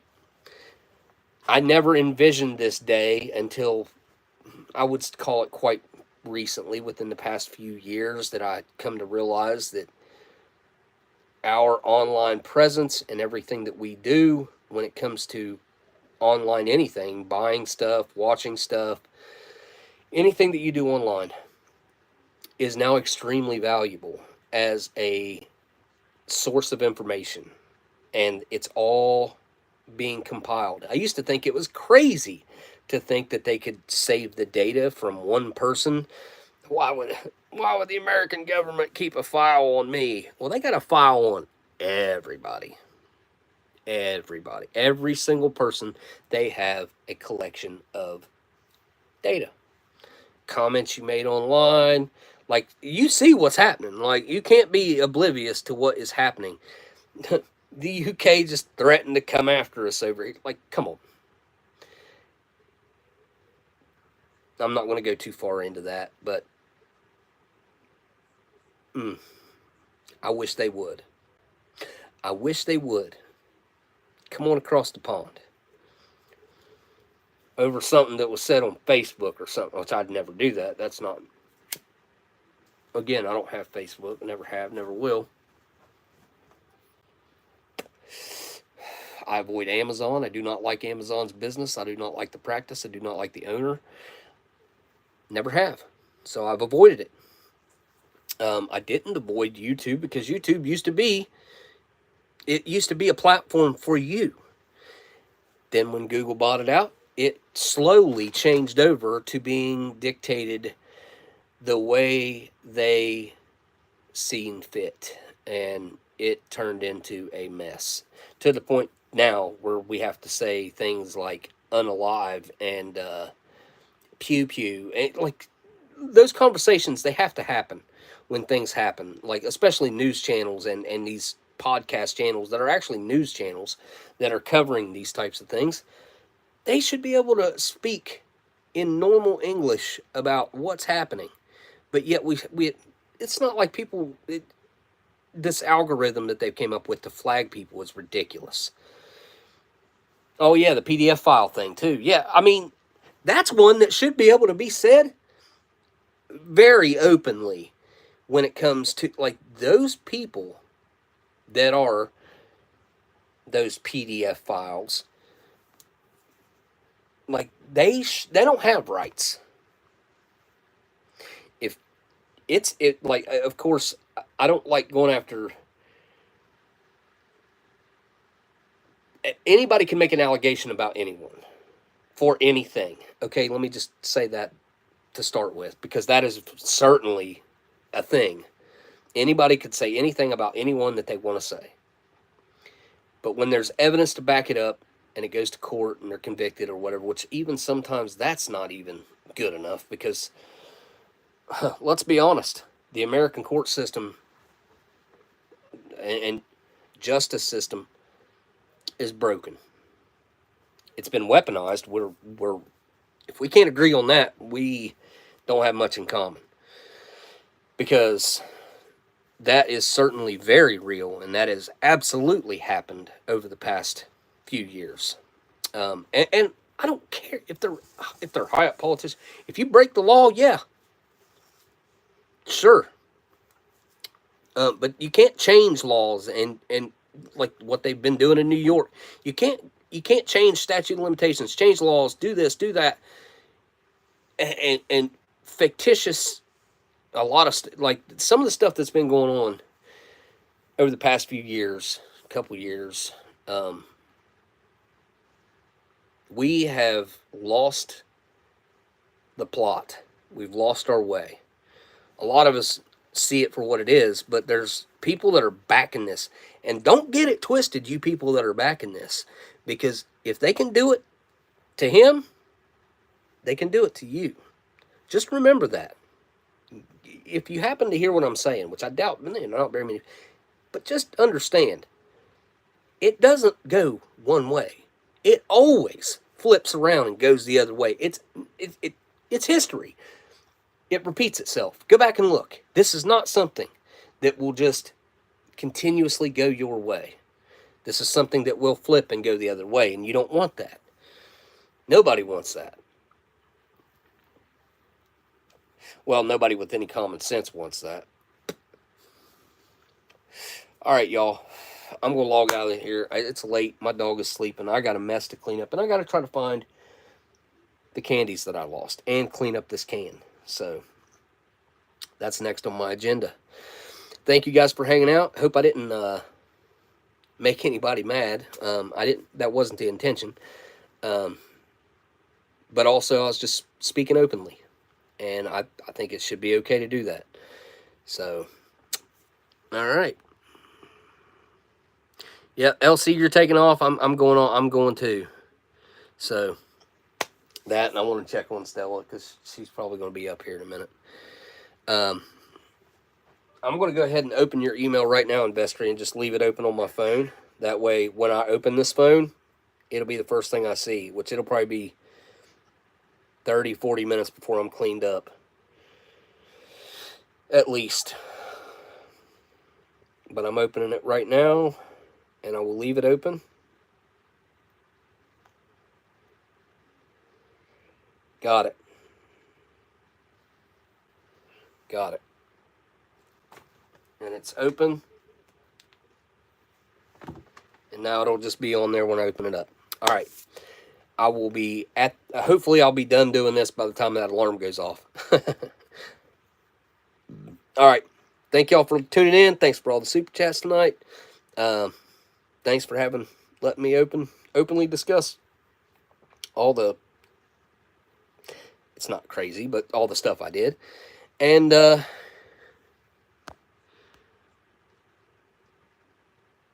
wait, oh yeah, okay. I was like, what? Yeah, my biggest thing is like Stella getting better. She has been the main focus of our day to day for the past 2.5 weeks. It's just been, it's like having an infant. Like we've been hand feeding her, hand watering her, have to help her get up and down, have to force her to walk outside to use the bathroom sometimes. It's just, it's a whole thing. So, all right, crazy like about my streets. Well, try not to make it too crazy. I got a bunch of footage I need to do something with too, man. Not ration footage, but some other footage. All right. Anyway, all right. I'll see y'all on the next live stream.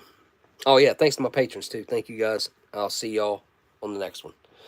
Was Miss Marilyn in here earlier? I forgot to. Did she log in the very beginning and I didn't catch her? I don't know. I need to message Miss Marilyn. All right.